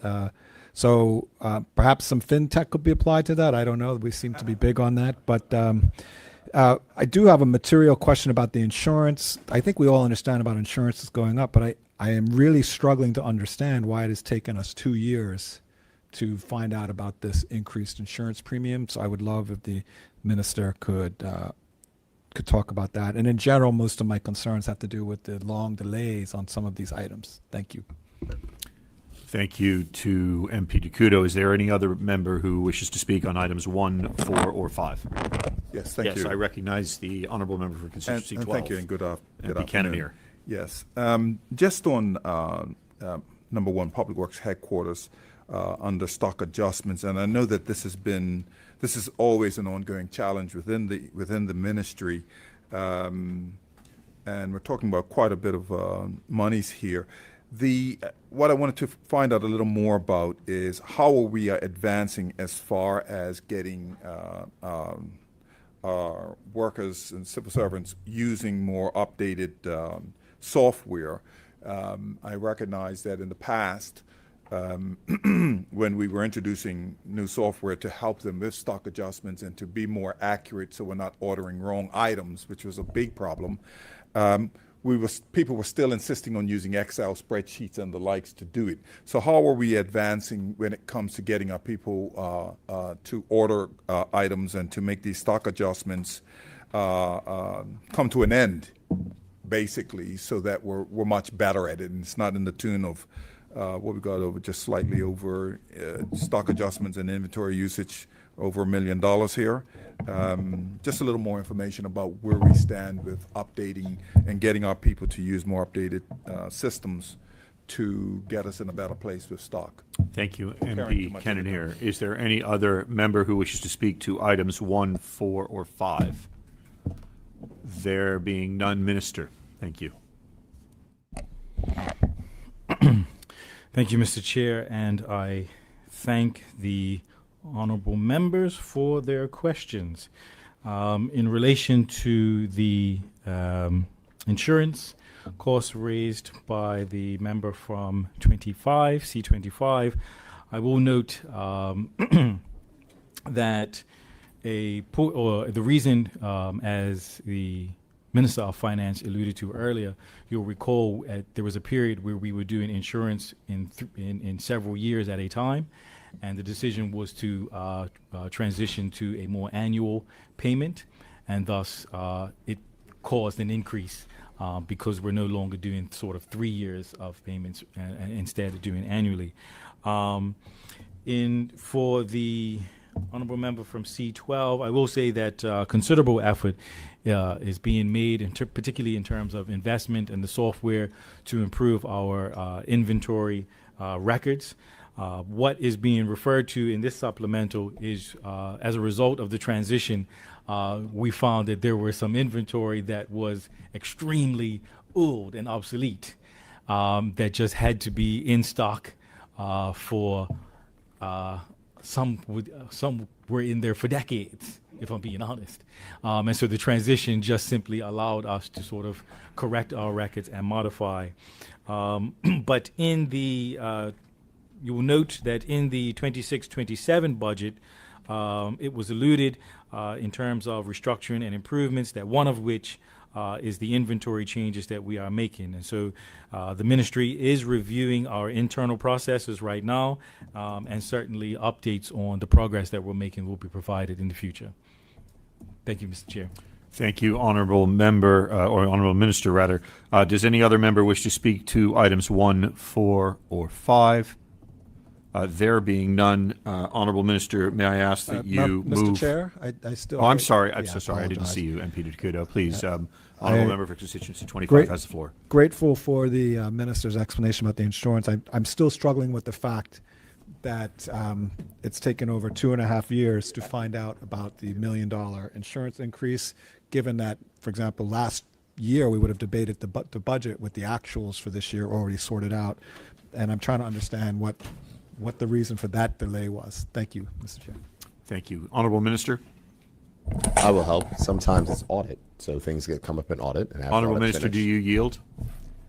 I yield to the question. There we go. Minister of Thank you. Finance. Honorable Thank Premier, you have the floor. I was trying to stand up and answer the question. You know, I'm a minister too. When I thought you said minister, I thought you were talking to me. Just thought I'd check. Out of protocol.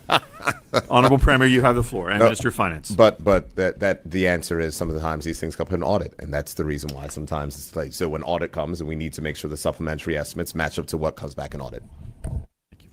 Does any other member wish to speak to items 1, 4, or 5? I recognize the MP for constituency 25, MP Ducudo. Well, you have the floor. thank you, Mr. Chair. Thank you, Mr. Premier and Minister of Finance. I'd love to know more about the issue that came up during audit around this $1 million of insurance premium. I would love to know, was it premium that was missed? Was it just in the wrong account? And so forth. So thank you for giving us that information, and I look forward to some more color on that. Thank you, Mr. Chair. Thank you. Does any other member wish to speak to items 1, 4, or 5? There being none, will a government minister kindly address the question posed? Thank you, Minister of Finance. I'm quite certain that we don't have that information offhand, but the reality is that things come up during audit. That's just what it is. And that's the reason why we're bringing a supplementary estimate all this way, just to make sure that we match up with where expense are where it is. Happy to see if that additional information can be sought and acquired. But I don't have that information right now. I'm explaining to you when we have these type of things, it is typically from an audit perspective. I'm uncertain if any technical officer is emailing, but I'm saying on the broader topic, this is the reason why these things come up. Thank you, Minister of Finance. Is there any other member who wishes to pose questions on items 1, 4, or 5? I recognize the MP for constituency thank 25. you, Mr. For the record, I find it highly unsatisfactory that we have $1 million supplemental and the Premier doesn't know the details. Thank you. Thank you, MP. Is there any other member who... I must. Nope, it is not the question that we Minister, do you not have the floor. know. We don't have that information off the top of the head. You're asking what led to the audit point. The minister gave the explanation of the things. You're asking a specific question, the audit point. Ministers aren't inside of audit meetings. That is the way it works. If you really want to find out what happens, call the Auditor General in front of the Public Accounts Committee. But we've also said, if you want, put forward, and we gave an undertaking that we'll try to get the answer. I would ask, Honorable Chair, if the opposition leader can control his members. I think, Mr. Chair, excuse me, just for a minute. We're in committee, okay? We're in committee. It's not general debate. Thank you, Honorable Minister, and your point has been made and is for the record. Are there any other members who wish to speak to items 1, 4, or 5? There being none, will one of the government ministers, I suppose it's you, Honorable Minister, please move that item 1, heads 36, 81, and 82 be approved. Thank you, Mr. Chair. I move that item 1, heads 36, 81, and 82 be approved. Thank you, Honorable Minister. It has been moved that item 1, heads 36, 81, and 82 be approved. Is there any objection to that motion? There being none, item 1, heads 36, 81, and 82 are hereby approved. Honorable Minister, would you like to move item 4? Thank you, Mr. Chair. Mr. Chair, I move that item 4, heads 36, 81, and 82 be approved. No, I think it's item 4, head 65, is it? Yes, 65. Yes, thank I'm you. sorry. It has been moved that item 4, head 65 be approved. Is there any objection to that motion? There being none, it be approved. Minister, if you could kindly move item 5, head 65 as well. Thank you, Mr. Chair. Mr. Chair, I move that item 4, head 64. Sorry. 5. Item 5, head 65 be approved as well. It has been moved by the Honorable Minister that item 5, head 65 be approved. Is there any objection to that motion? There being none, item 5, head 65 is approved. We now move on to item 2, which I believe is for the Minister of National Security. Yes. Minister, you have the floor.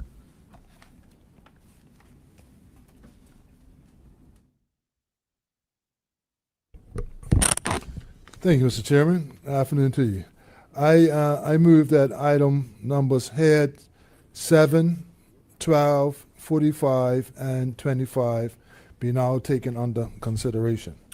Thank you, Minister. It has been moved that item 2, heads 7, 12, you moved it 45 and then 25, so I'll follow your lead. 20, well, yeah. Be say taken 45. under consideration. Is there any objection to that motion? There being none, items 2, heads 7, 12, 45, and 25 do be taken under consideration. Minister, you have the floor. And just as an FYI to you, Mr. Chair, the reason I put 45 before 25 is that 25 is corrections, and that's no longer under my ministry, so I'm going to do my current Are you ministry's going law. to deal with head 25 as well, nonetheless? Thank I you. will. Grateful, Yes, Minister. yes. Please continue. Okay. So head 7, the overspan is $1,165,566.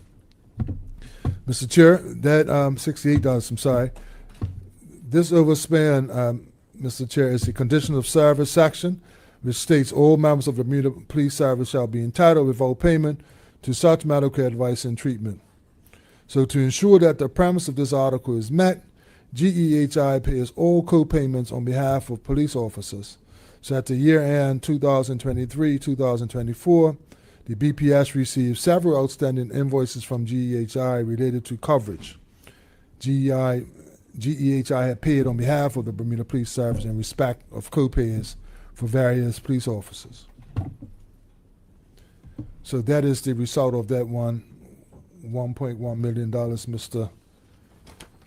Chair. Thank you. Okay, head 12. The overspend can be linked to the card commission charges. No budget was provided in 23-24 for card commission charges, but actual expenditure was, I'm just jumping, Mr. Chair,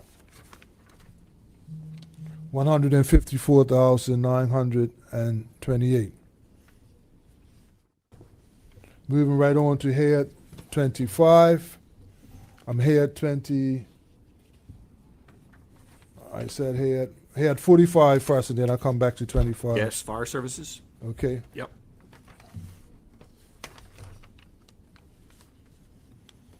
So the overspan for fire relates to staffing levels. The number of actual full-time equivalents was 140, which is significantly lower than the original estimate of 156 for the financial year 23-24.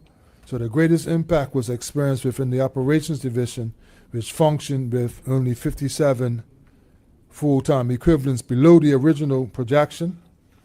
Also, Mr. Chair, the East End Ambulance Service, the Bermuda Fire and Rescue Service runs a nightly ambulance service at the island's East End from 6 p.m. to 8 a.m., while the Bermuda Hospitals Board handles the daytime coverage. So due to limited resources and staff shortages, the Bermuda Fire and Rescue Service incurs overtime for 2 full-time EMTs each night, which equates to approximately $900,000 overtime for the year 2023-2024. Combined, approximately was incurred with $3,403,586 was incurred in overtime costs. Other factors that impacted overtime include vacation, sick leave, and firefighter overseas travel to complete mandatory revalidation training. Overseas consultants were engaged to work at the LFB at International Airport until Bermudians could be hired. An expenditure of $1,138,987 was incurred during the 2023-2024 financial year as a conclusion of this project. The BFRS hired and trained 23 Bermudians to replace consultant firefighters at the LFB International Airport. 40 aircraft rescue firefighter travels overseas to complete mandatory revalidation training to comply with the Bermuda Civil Aviation Authority regulatory requirements to support operations at the LFB International Airport.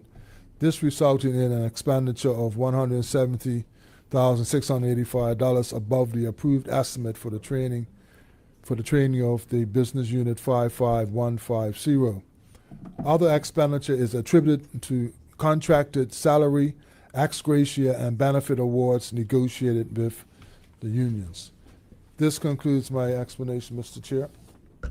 Thank you, Minister.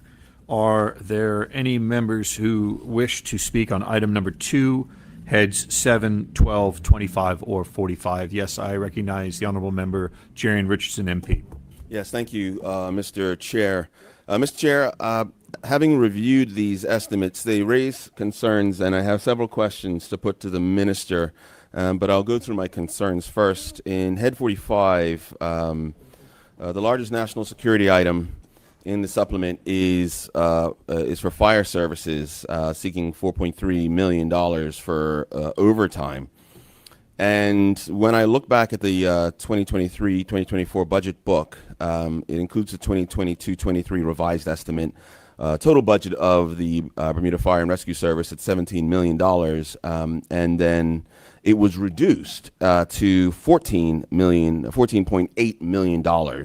So the budgetary planning process led to someone projecting that they're going to spend significantly less money in the space of $3 million. So my question is, now that the government has returned for a $4.3 million increase that is in overtime, this looks like an area of workforce planning, an area where it's lacking. Similarly, Mr. Chair, on Head 25, we're looking at a request of 1.8 or 1.9 in overtime payments. Mm-hmm. And but we already saw an increase in the 2023-2024 budget estimates. So we were already raising how much we were budgeting, and then we're going back again sometime later and getting yet again more money, which again speaks to an issue with planning. The GEHI I will simply put as a matter of a question, but my concern relates to the length of time for the copays to arrive into the house. And lastly, my concern around the credit card on Head 12, $154,928 for credit card commission. I'm not entirely sure what that would entail, given that it's not an emergency public safety issue, and yet it appears alongside them. So my questions to the Honourable Minister as it relates to the 2023-2024 Ministry of National Security supplements is why is more than 80% of the 2023-2024 National Security supplemental overtime? Why is it overtime, and what does that say about our workforce planning? My second question is, why was fire services budgeted at $14.8 million when the prior year revised estimate was $17 million?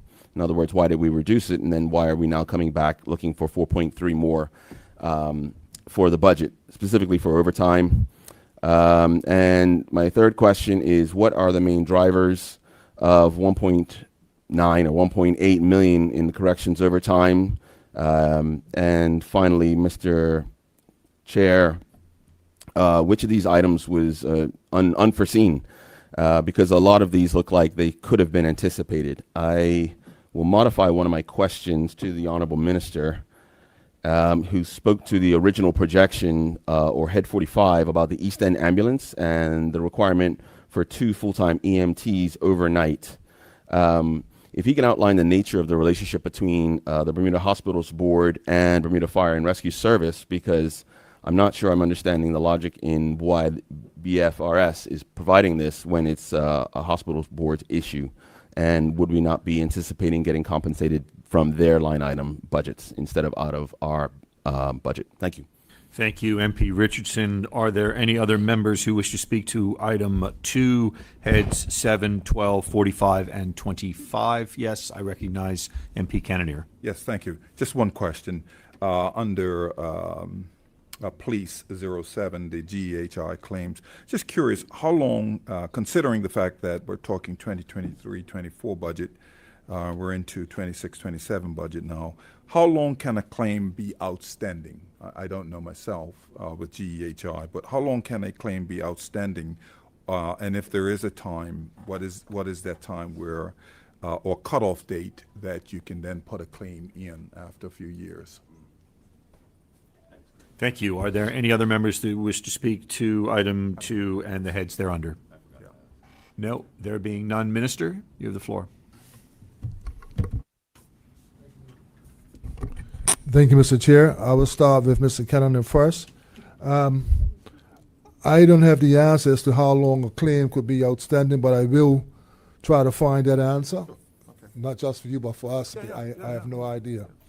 Now, the GEHI payments to the honorable member from C23, his first question was the GEI payments also from head 7. I don't know how long it takes for them to get in-house, and I think that's just a processing issue, probably not by police, but between GEHI and police, so not sure on that. Now, the car payments are just processing payments that happen during the course of the credit and debit card transactions. So why they are with the operational portion, I'm not sure, but the overspend is just linked to car commission charges. There's not much else I could explain as to why they're together. Now, the EMT situation down at the St. George's Fire Service is a partnership between BHB and the Bermuda Fire and Rescue Service. The Bermuda Fire and Rescue operates the ambulance from 8 p.m. in the evening until 6 a.m. in the morning, and BHB does the 6 a.m. to the 8 p.m. That partnership is a part of an MOU, and it's been operating like that for the last, I think, 5, 6, or maybe or longer years. And as a result, the BFRS addresses or takes care of and pays the hours from 8 p.m. to 6 a.m. and from 6 a.m. to 8 p.m. the BHB picks up their tab. And the corrections, the overtime in corrections, it comes down to a staff shortage. It's a uniform services issue that we have, that as much as we do recruitment 2, 3, maybe 4, I won't say 4 times a year, sometimes 2, maybe 3 times a year, we are still having difficulty getting the number of persons needed to operate not only corrections but other uniform services. So until we're able to solve that issue and getting the requisite number of employees needed, overtime is going to be a part of the equation. Thank you, Minister. Are there any other members who wish to speak to item 2, heads 7, 12, 45, and 25? Yes, I see Honorable Member Jarian Richardson, constituency 23. Yes, I thank the honorable minister for his explanations, and would reiterate why are we looking at that $17 million budgeting in 2022-23, and then 2023-24, where we see it reduced to 14 million, but now we're going to see that increase in 4.3. The minister, I believe, said that this is due to the recruiting issue.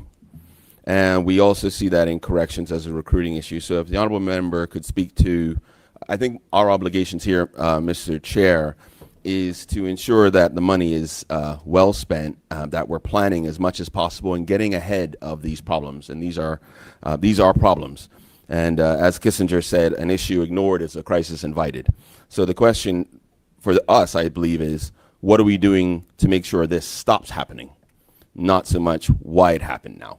And so I thank the honorable minister for his comments on what are we doing to get ahead of this so that we don't have this exact same scenario next year. Thank you, Minister. Thank you, Mr. Chair. And we all want to get to the bottom of this here, and all we can do is just keep trying, keep recruiting, and we need to have overseas recruitment. We do. But this is a situation that is ongoing, and we just keep on recruiting, hopefully till we get to the point that we have the requisite numbers to help to keep Bermuda safe. Thank you, Minister. Does any other member have questions on item 2, heads 7, 12, 45, and 25? There being none, Honorable Minister, would you like to move item 2, heads 7, 12, 45, and 25? Thank you. Thank you, Mr. Chair. I move that item numbers 2, heads 7, 12, 45, and 25 be approved. Thank you, Honorable Minister. It has been moved that item 2, heads 7, 12, 45, and 25 be approved. Is there any objection to that motion? There being none, item 2, heads 7, 12, 45, and 25 are hereby approved. I think we have one last item 3, and is Minister Darrell behind you, Minister? I can't see. Yes, there he is. Minister Darrell, we have item 3. Would you like to move that item 3 be taken under consideration? Thank you, Mr. Chair. I move that item number 3, head number 65, now be taken under consideration. Thank you, Minister. It's been moved that item 3, head 65, now be taken under consideration. Is there any objection to that motion? There being none, Minister, you have the floor. Mr. Chair, honorable members of this House will be aware that the Department of Marine and Port Services, through the Works and Engineering section, undertook infrastructure improvements at Hunter's Wharf to support the efficient operation of the ferry service. 2 piles were installed to provide lay-by berthings for ferries so vessels would not need to thrust into the dock while waiting between scheduled services. In addition to the replacement of winches, controls, and cables for the Rockaway bow loading facility. The project had a TAF of $250,000 and a total final expenditure was $265,668. This represents an overspend of $15,668, as explained below. This project recorded an overspend of $7,381 in 23-24 and $8,287 in 2024-25. Representing approximately 3% of the total project's cost in each year. The variance was due to minor unanticipated technical adjustments that were required to successfully and safely complete the project. Thank you, Mr. Chair. Thank you, Honorable Minister. Is there any member who wishes to speak to item 3? Item 3, head 65, rather. There being none, Minister, would you like to move it be approved? Thank you, Mr. Chair. I now move that item number 3, head number 65, be approved. It has been moved that item 3, head 65, be approved. Is there any objection to that motion? There being none, agreed to.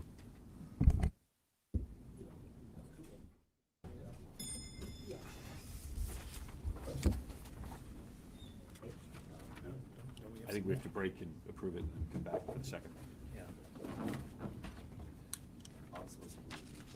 Oh, I'm sorry. I apologize. I didn't invite the. Thank you. I didn't know we were done. Yep. My sincere apologies. No, my apologies, Premier. Mr. Chair, I move that supplementary estimate number 2 for financial year 2023-24 as printed be reported to the House. It has been moved that supplementary estimate number 2 for financial year 2023-2024 be approved by the committee and reported to the House as printed. No objection. Agreed to.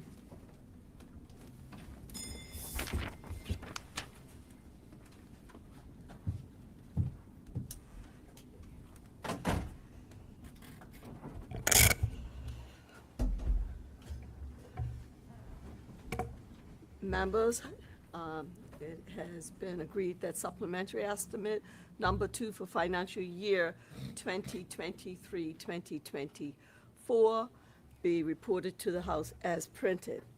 And there are no objections to that, correct? Agreed to. That takes us to the third item of the day, which is consideration of the supplementary estimate number 2 for financial year 2024-2025. I call on the Minister of Finance and Premier. Thank you very much, Madam Acting Speaker.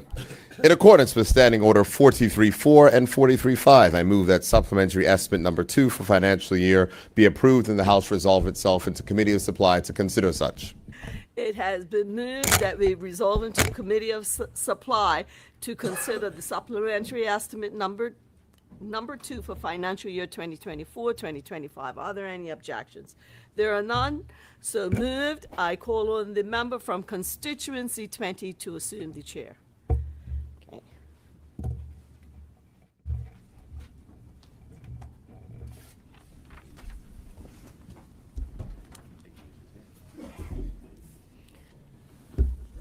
Honorable members, we are now in the Committee of Supply for consideration of supplementary estimate number 2 for financial years 2024-2025.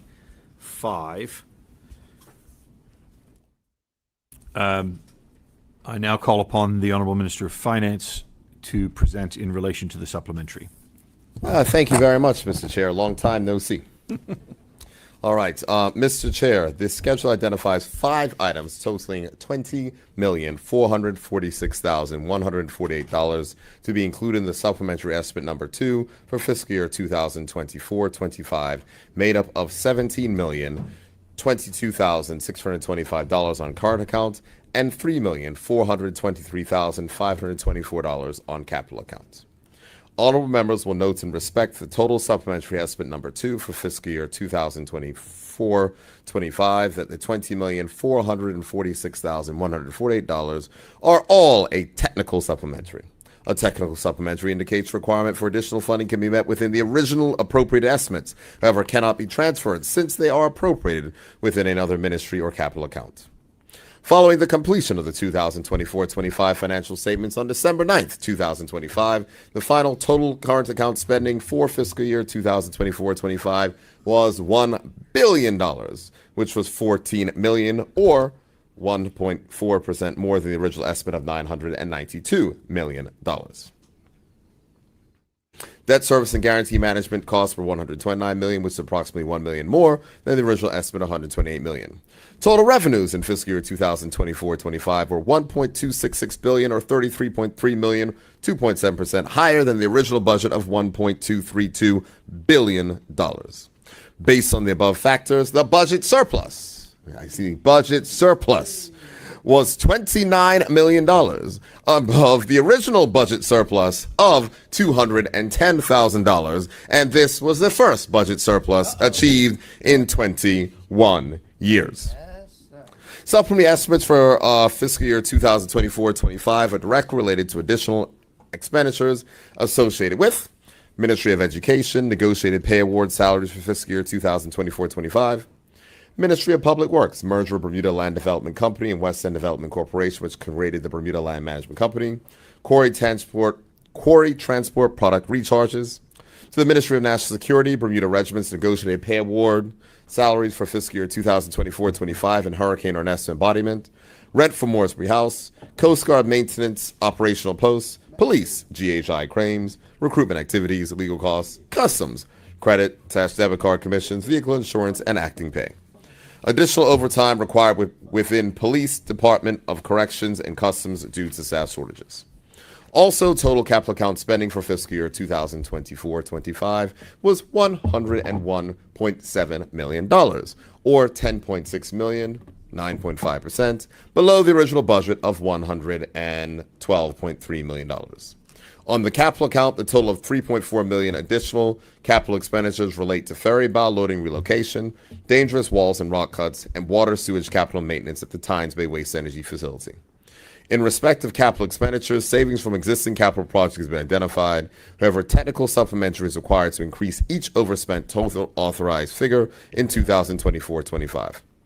Honorable members will recall that the criteria for determining debatable supplementary estimates requires all item on current account to be debated if the total current account spend of a ministry shows an increase of greater than 10% or $250,000 when compared to the original estimates, and all capital items are debatable. Applying the criteria I have just described, all items on the current account and capital account are debatable, and I'll therefore move the approval of the following items: current account 1 through 3, which are all debatable, and capital account 4 through 5, which are all debatable. I thank the Honorable Minister of Finance for his presentation to this Honorable House. There are 5 items in this supplementary estimate to be considered. I hereby call on the Minister in charge of item 1 to proceed. And I recognize the Honorable Junior Minister, MP Lister.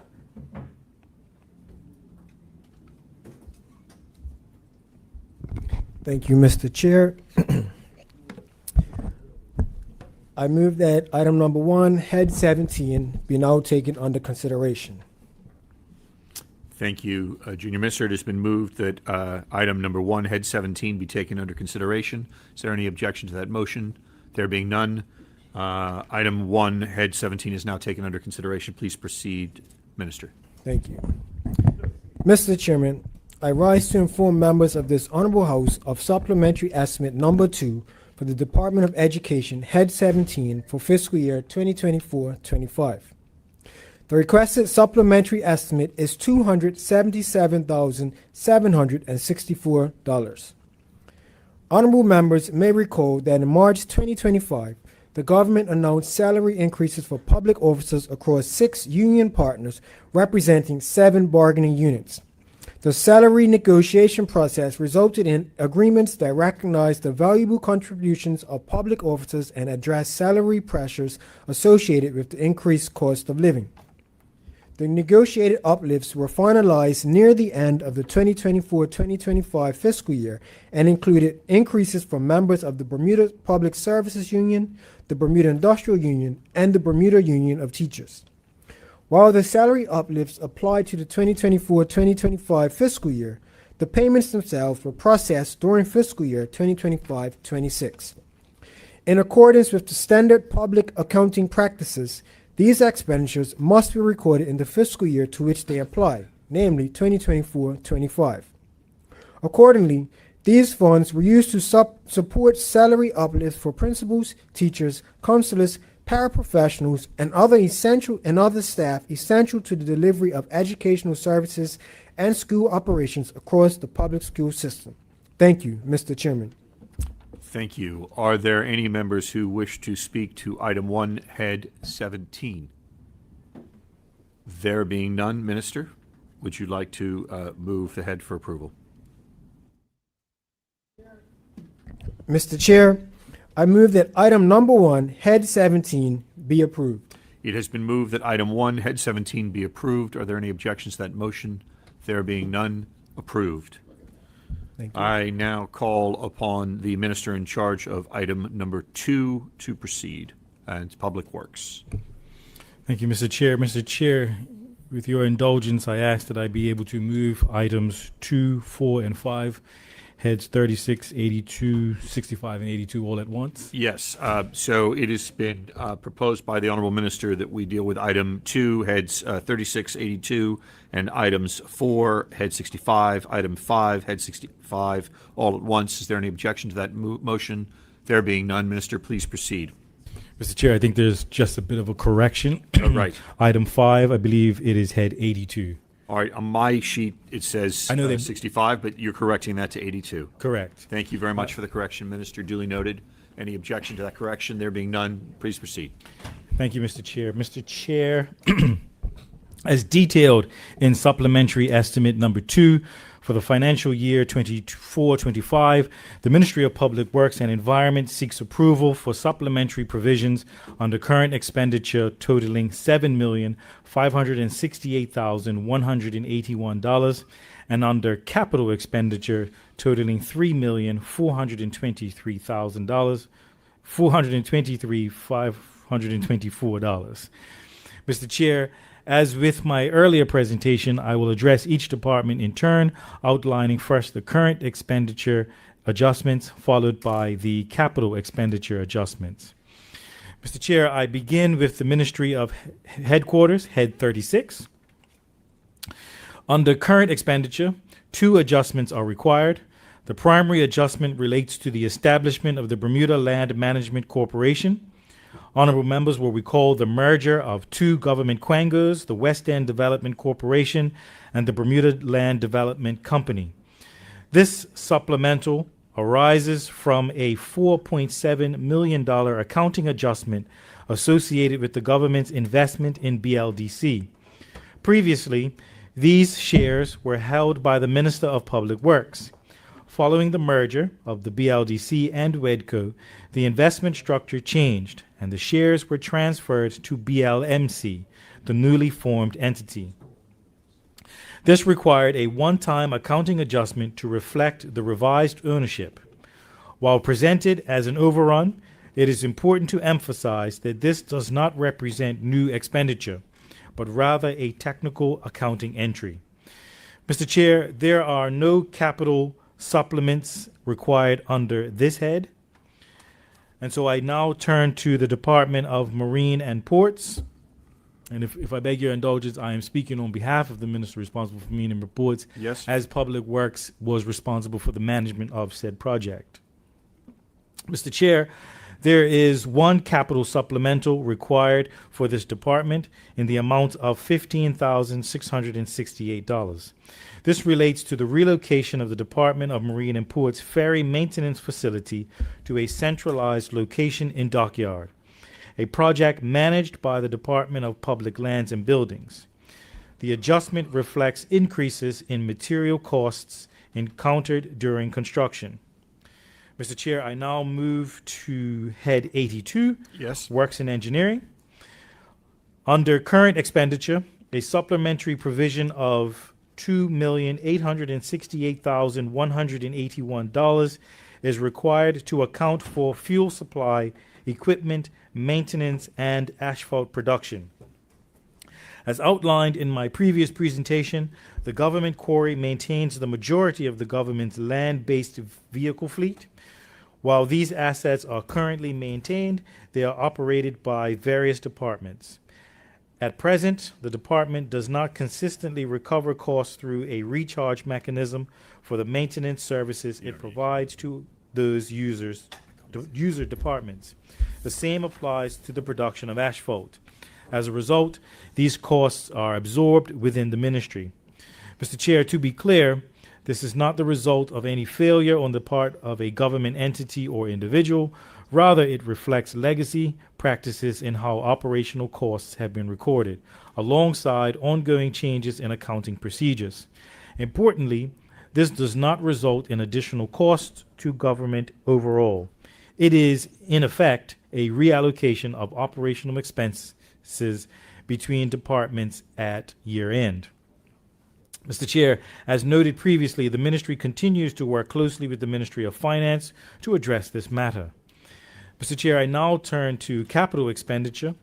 a supplemental provision of $2,428,844 Yes. is requested for dangerous walls and rock cuts, and a supplemental provision of $979,012 is requested for the water and sewage capital maintenance program.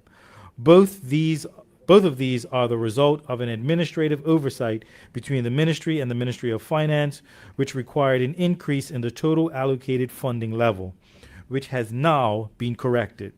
To be clear, this is not new spend. Rather, the TAF level not being increased appropriately during the 24-25 fiscal budgetary process. Again, this has been corrected as noted in the 26-27 budget book. Thank you, Mr. Chair. Thank you, Minister. Are there any members who wish to speak to items 2, 4, and 5?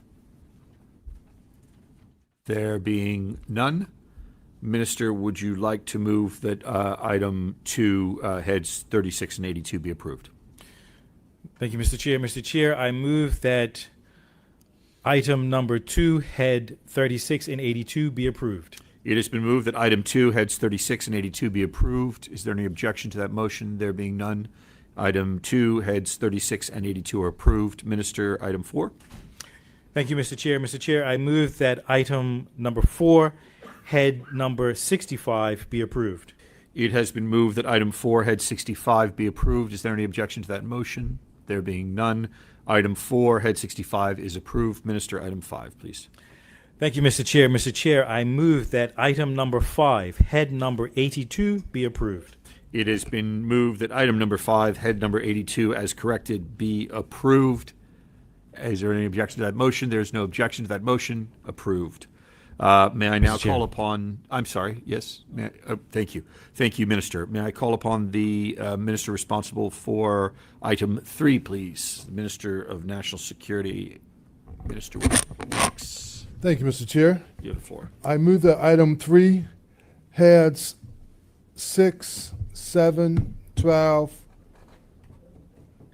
25, and 45 be now taken under consideration. You've changed up the order on me. I did. It has been moved that item 3, heads 6, 7, 12, 25, and 45 be taken under consideration. Is there any objection to that motion? There being none, item 3, heads 6, 7, 12, 25, and 45 are now taken under consideration. Minister, you have the floor. Thank you, Mr. Chair. The overspan for head 6. The overspan related to salaries increases for salary uplifts that were awarded, Hurricane Ernesto embodiment, and retroactive pay. Also, Mr. Chair, the overspan related to rental costs for Moresby House for the Coast Guard, and overspan related to additional Coast Guard costs for repairs, maintenance, fuel, and other expenses.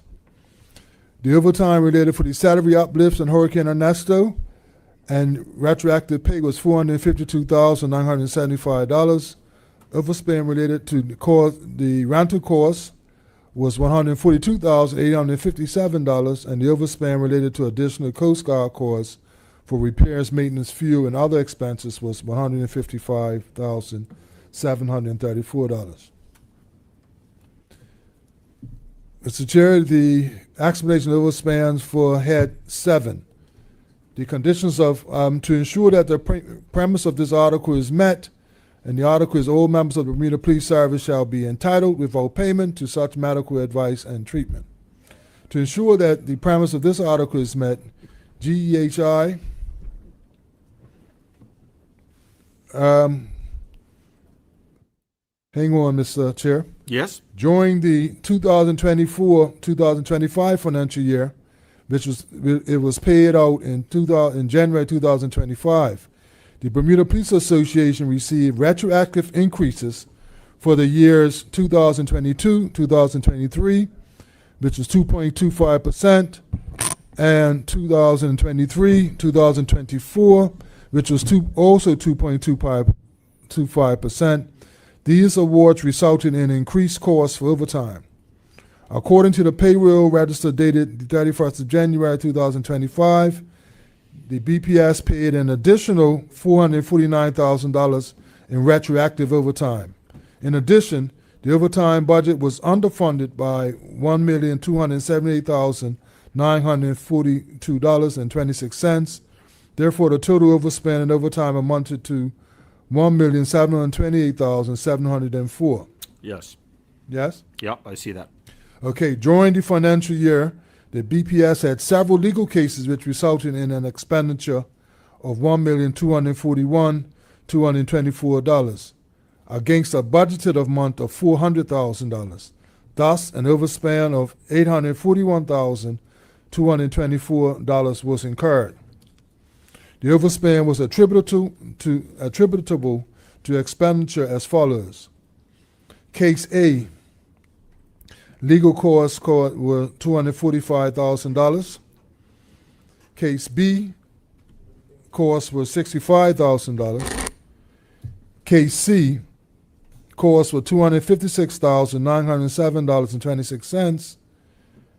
Case D, costs were $100,000, and Case E was $475,000. Also, Mr. Chair, during the year, the BPS was billed $918,476 by GEHI, again related to the above noted recoverables.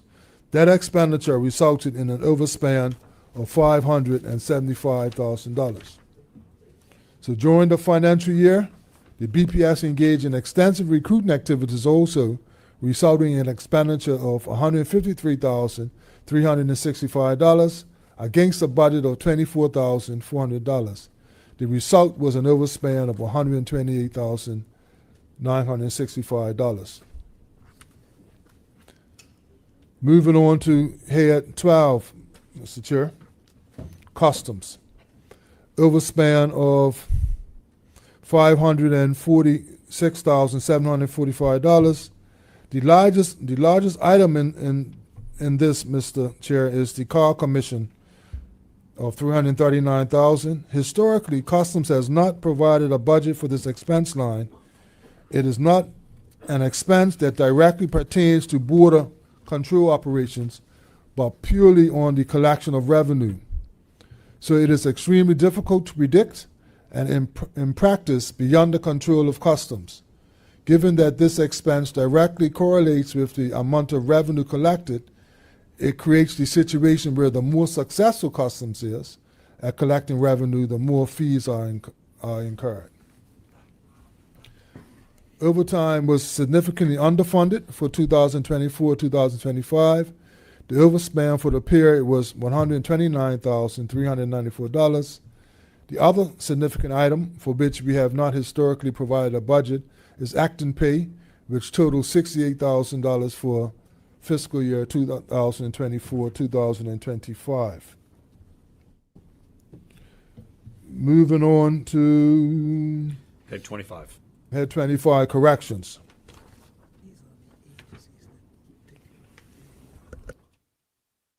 Corrections for the overspend for corrections in 2024-25 was all due to overtime expenditure.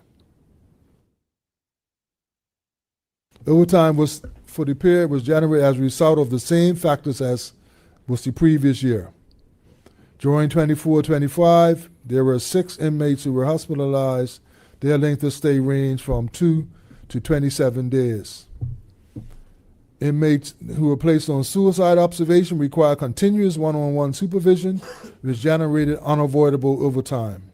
So during this fiscal year, there were 11 inmates on suicide observation, which each requiring 2 to 7 days of continuous observation. Moving on, Mr. Speaker, Mr. Chair, to Head 45. Again, Mr. Chair, it comes down to overtime and staffing levels. And recruitment is ongoing to try to get the requisite number of employees in the fire service. So that's my presentation for. Thank you to Honorable Minister Michael Weeks, Minister of National Security, for his presentation on item 3, heads 6, 7, 12, 25, and 45. Are there any honorable members who wish to speak to those heads? Yes, I recognize Jaren Richardson, MP, for constituency 23. Yes, thank you, Mr. Speaker. Mr. Chair, I almost promoted you there.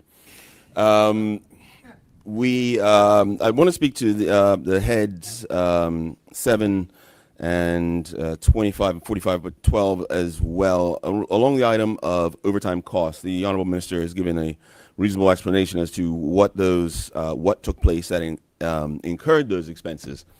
But I think one of the problems we have with supplementary estimates, Mr. Chair, is it's a relatively dry topic, and it's difficult to ascertain what the actual impact of these numbers are.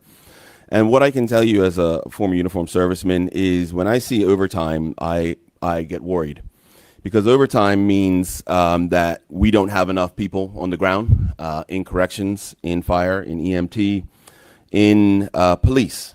That means that you have tired uniformed officers, you have overworked uniformed officers, you have families broken up by overworked uniformed officers, you have missed family functions, and you have EMTs showing up who have just done so much overtime that it is very hard to keep going. So what I'm seeing right here is evidence not of a recruitment deficiency or a lack of work planning, but a lack of effectiveness. Right now, although the Honorable Finance Minister and Premier was able to speak to budget surplus, he's dancing on overworked and extremely tired uniformed servicemen. And we have in the opposition a member who was formerly of the Correction Service as well. And I can tell you that showing up to a call after working your tush off is a bad idea. So much so that on a double crewed car one night about 3:30 on a certain road in Bermuda, there was a fight of some 50 odd people, and we got stuck in to save a lady to get her out of that fight. And our backup consisted of a single crewed car from St. George's who had just finished an overtime shift. So this budget line item is dry. This topic is dry, but I can assure it is extremely wet with the sweat and blood of the uniformed services. And so this minister, I encourage him to continue on these recruitment efforts. And the next time we have this conversation, I will be a lot less polite about my expectations. Thank you, MP Richardson. Is there any other member who wishes to speak to item 3, heads 6, 7, 12, 25, and 45? There being none, I call upon the minister for item 3. Thank you, Mr. Chair, and I take the comments of the honorable member from C23 to heart. But the effort that the uniformed services is putting in for recruitment, I can't say it enough. I mean, we are reaching out to the same pool of other uniformed services. They're all in the same pool. We now are considering, as I've said in this house before, after we exhaust the pool of Bermudians, we look to the spouse of Bermudians, we are looking to resident non-Bermudians, and then finally we look overseas.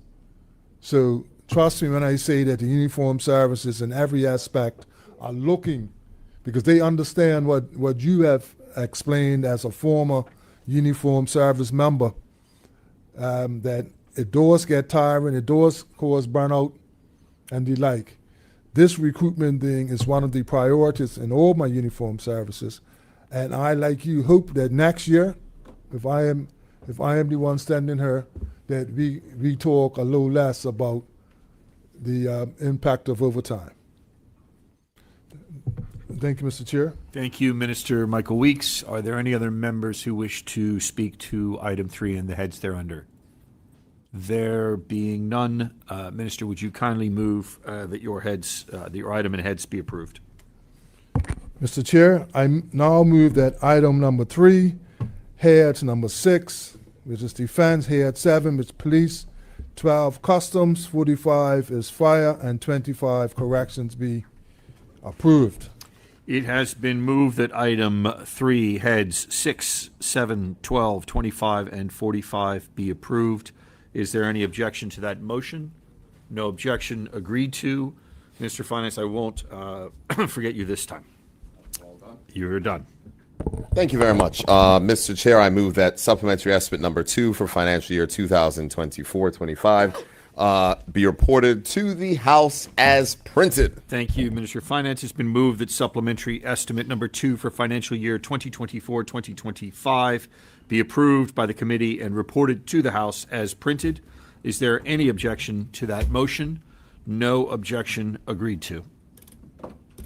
Oh, it's out of buzz.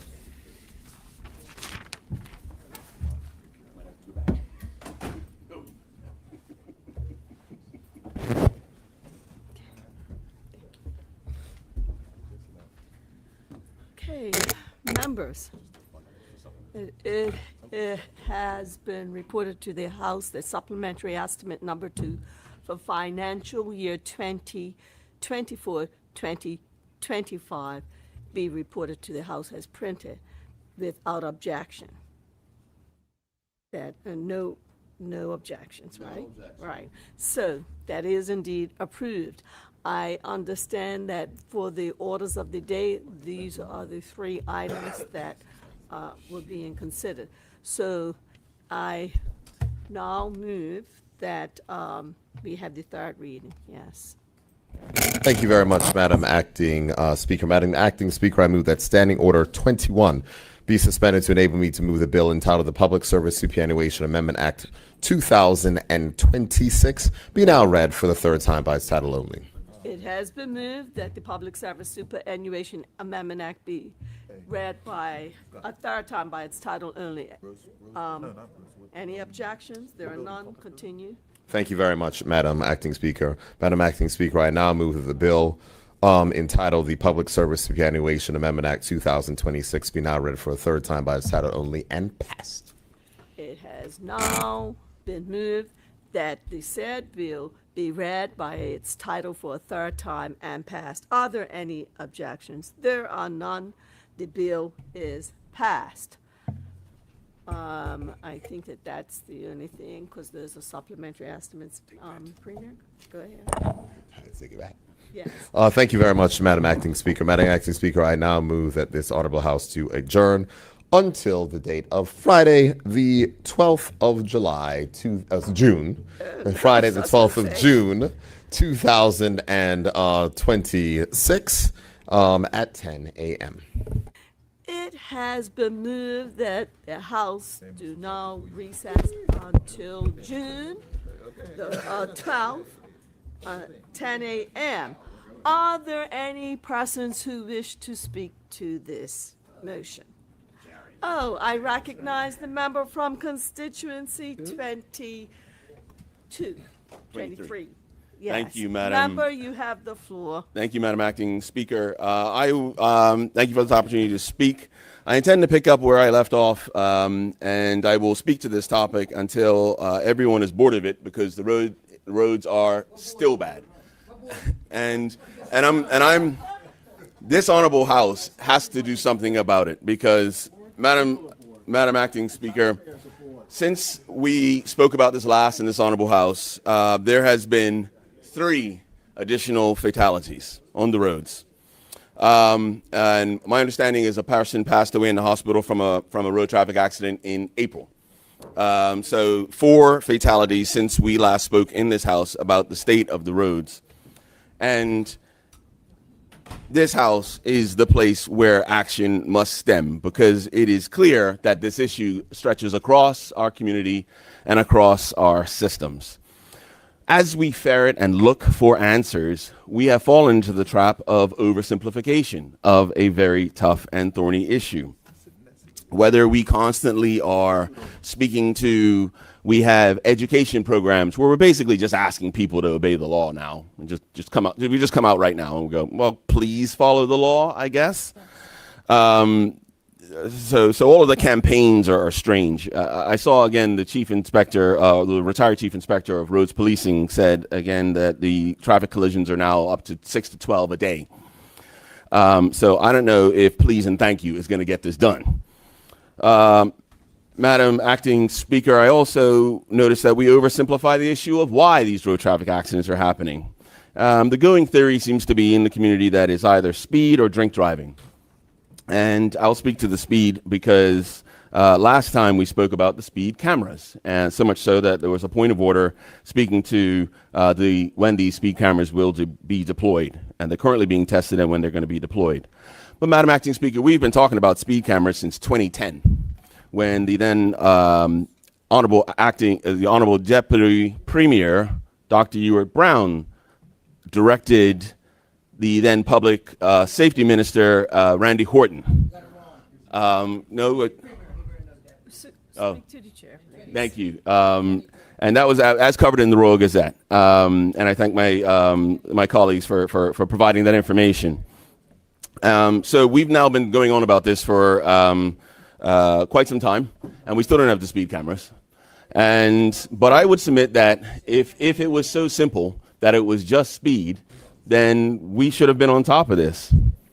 I think it's more than that. Let's talk about drunk driving, a part of our culture that is as unacceptable today as it has ever been. The simple fact of the matter is, Madam Speaker, that it is not unfamiliar for a lot of people to have more than a few drinks and take to the road.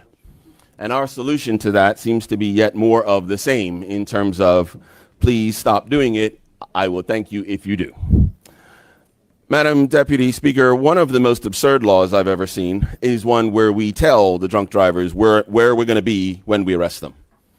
I just find that impractical and ridiculous. And I'm sure that there is a very brilliant attorney somewhere in Bermuda who's going to explain to me why telling drunk drivers where we are is how we do it.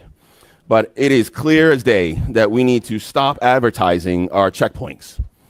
Our checkpoints are there to enforce the laws as they should be at that place and time that that checkpoint is established. It does us no good if all of us are just simply figuring out where the checkpoint is and then just going around it and continuing to flagrantly break the law.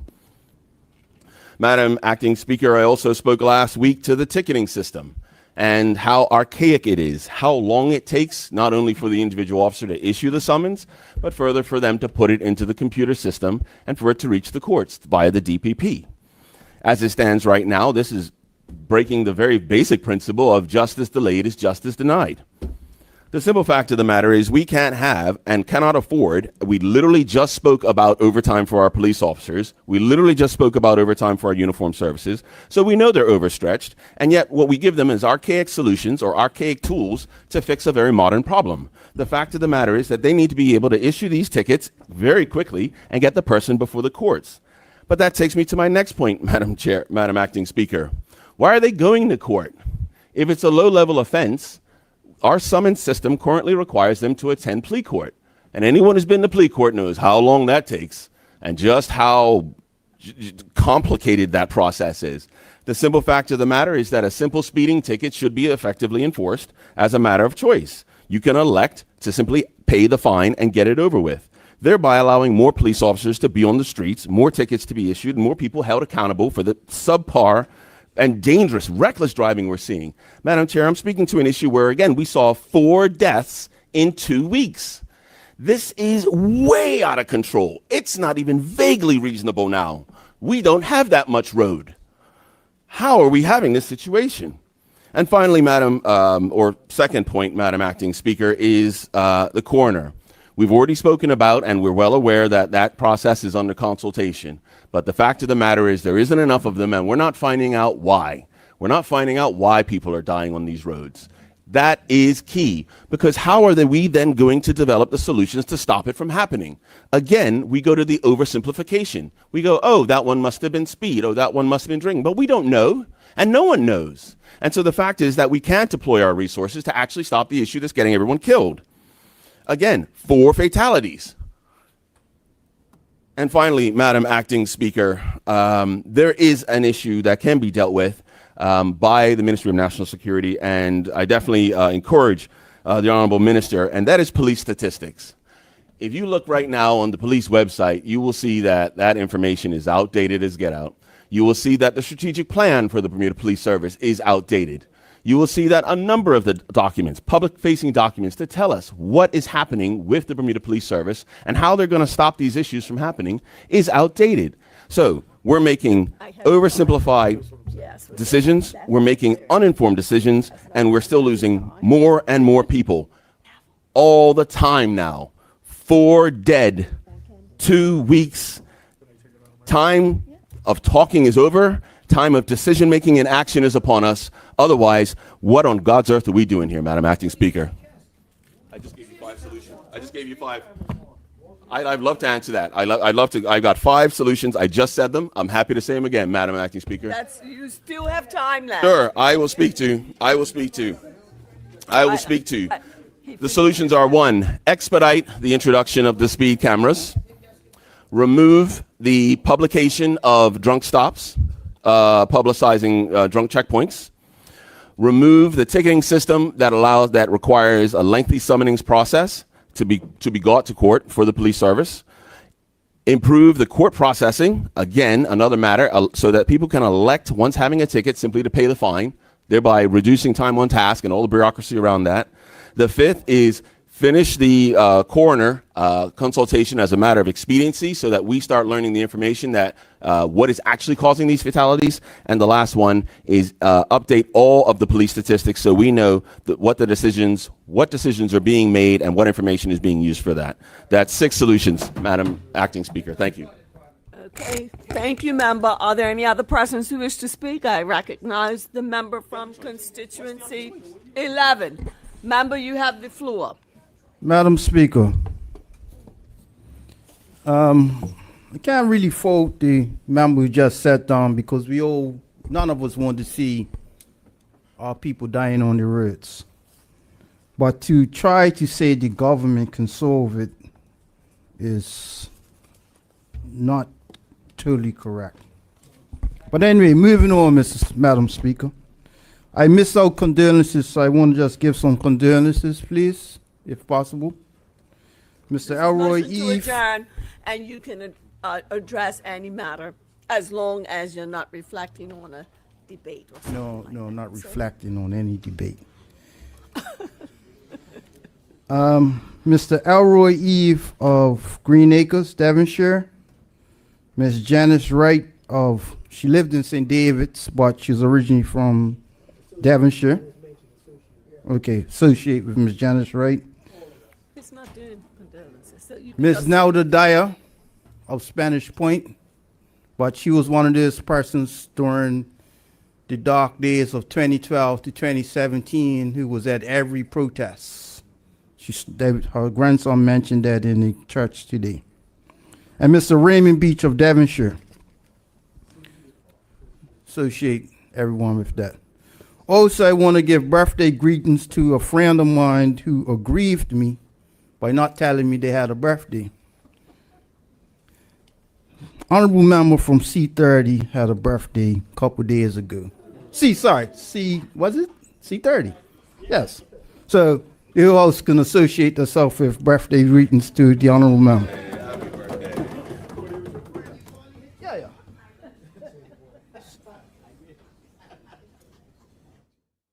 Madam Speaker, often you hear something that you never heard before and you think, what does that mean? I never heard that word before. Which word is that?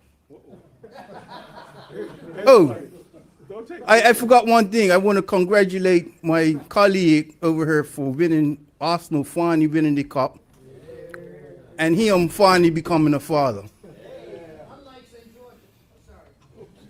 So earlier today I heard a word. I heard on this side, then I heard this side repeated. So I said, well, okay, it must be a real word, because if they're both saying it, must be a word.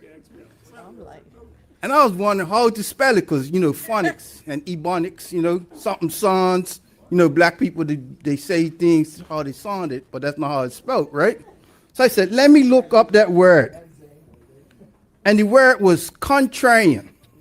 First I thought it was C, then I know it was C-O-A-N-T, right? And then I had to look up the definition of contrarian. It's a noun.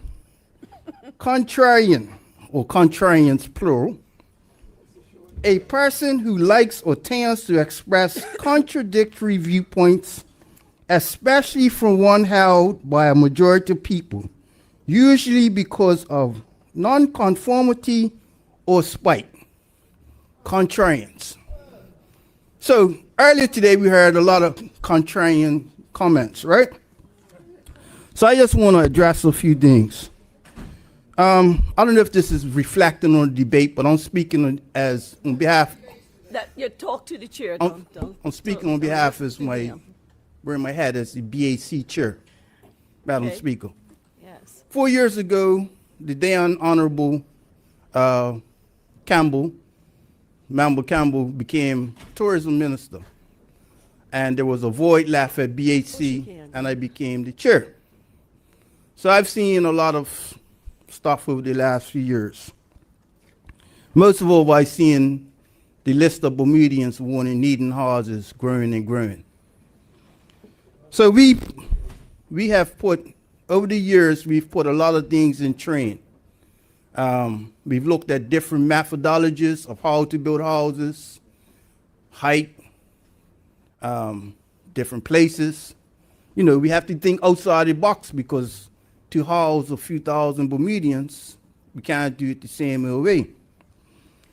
So earlier last year, when the Ministry of Housing was formed, a task group was put together comprising BHC, BLMC, and the Ministry of Housing, and some other ministries, Ministry of Seniors example, right?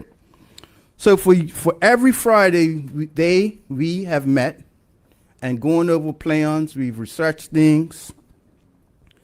We've been out to different vendors. And over the last few months, we finalized our plans.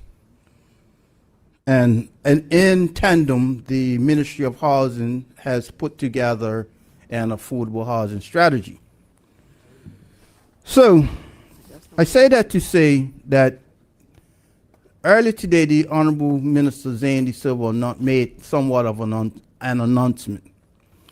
And I was expecting a lot of robust questions on the technical parts of that announcement, but that didn't come about. But we get to that in a minute. But Madam Speaker, what I want to say to the people of Bermuda is that when persons say, oh, finally you're taking our advice, I think that's a reach, because as I said, for 4 years I've been there. So I know what we have gone through and how we have evolved. So it smacks of sort of political opportunism for anyone, to try to say, when we're doing something, oh, they're finally taking our advice. Some things just make common sense. So I'm not saying that their advice was wrong, but to say that we're only doing it because of them, it's incorrect. You all did nothing, so please be quiet. Contrarians, once again. Please. Madam Speaker, we've reached out to multiple vendors across the country, across the world, and we narrowed it down for the first 2 phases. We've narrowed it down to one vendor from Virginia, one vendor from Barbados. And within the next 18 months, because the earlier question was asked, when will it be completed? Well, we have these things called planning rules. Anyone knows about that? Planning rules. We have to comply with planning rules. We don't get any breaks because we're government. We have to comply with planning rules. We have to comply with health rules. We have to comply with fire and safety rules. Most of all, we have to comply with logic. We have to ensure that the ground that we're going to be building these things can sustain the weight if we have to put down piles. So there is a phase that we are going to be going through, and when we start clearing ground, there will be people saying, why are you cutting down the Mexican pepper trees? Because we want to house our people. Madam Speaker. So roughly about $120 million will be spent, guaranteed by the government, loaned by local banks. And we will create over 200 units, some in your constituency that will house seniors, some in Southampton, some way up in Dockyard. We're spreading it out. We're not concentrating it all in one area. But that's just the first phase. in order to satisfy what we need for a growing population, right? We have to grow our population, but we cannot do it without adequate housing. We're going to need to build more and spend more. And we can, when we bring these things to the House, it'll be interesting to see the opposition come with actual technical questions rather than little nitpicking sort of questions. Right? Madam Speaker, I'm wearing my BAC chair hat one more time here. BAC has a staff of over 50 people, and they hire local contractors to do building, renovations, and maintenance. So when I heard today someone attempt to make the claim that we don't have a proper maintenance program, I'm very aggrieved that someone would take that sort of turn to fellow Bermudians that are out there every day, that you get a call, oh, this breaks down. Every week, every month, we get property maintenance reports. We spend hundreds, if not hundreds of thousands of dollars a year on maintenance of BAC properties. So I would implore those who, instead of just trying to make up a parliamentary question, ask the questions to the people who actually know. Point of order, Madam Acting Your Speaker. point of order. Is this on? It's on right now. Thank you, thank you. With the greatest respect to the member, he's certainly impugning improper motive. My colleague's questions were quite thoughtful and quite properly put to the minister in question, who unfortunately was not able to answer them nearly as well as this other member, which that perhaps is a question the cabinet should discuss with that minister, why he can't answer the questions. Thank you, member. Continue. Madam Speaker, I'm going to close with this. Every day I go on Facebook or I get a call, there are people, our people, right? All of us people dying to get a house to rent. The private sector, someone alluded to, will we get subsidies to the private sector so they can build houses? They're not building affordable houses. So why should we take taxpayer money to give them to build unaffordable houses? Right? This government, and in the future, if there's a change of government, they must continue building for these people. When our people are going to be faced with $2,000 for a studio apartment, that's what the going rate is right now, Madam Speaker. So I would implore persons that, yes, you want to score political points, but let's not do it with a subject that is very hurtful to people, because when we have to sit there and listen to the fact that we are, as a group, doing what we can to provide housing, and then we're going to hear these nitpicking sort of questions, almost accusatory, it's not good. So I would implore this government and maybe future government to just keep that in focus. Housing is as crucial as the topic that the other person spoke about, people dying on the roads. Thank you, Madam Speaker. Thank you, member. Are there any other members who wish to speak? I recognize the member from constituency 31. Thank you, Madam Deputy Speaker. This weekend, or this week, there was a very unfortunate situation that happened at Penhurst Park with a woman walking 3 dogs. She was carrying one, walking 2, and the dogs were attacked by loose German shepherds, who then moved through the area and kind of traumatized other people as well. They've now been taken into custody, the dogs. These things, they do happen, but every time they do, I think we have to, thank goodness that the situation isn't worse than it already is. But it has been over a year and a half, maybe close to 2, since the Bermuda Canine Advisory Committee had finished, apparently, its report to update the regulations. And it was a year ago that my colleague, MP Robin Tucker, asked what the outcome of that had been. And at the time, we were told that it was being reviewed. We were also told that the government had put into place, or the Department of Environmental and Natural Resources had put into place an online dog register program, which they hope was going to bring forth more registrations. But that doesn't solve the problem. The problem actually really needs to have a complete review of where we are with respect to enforcement, dog laws, compensation for people who get hurt, the definition of prohibited breeds, restrictive breeds,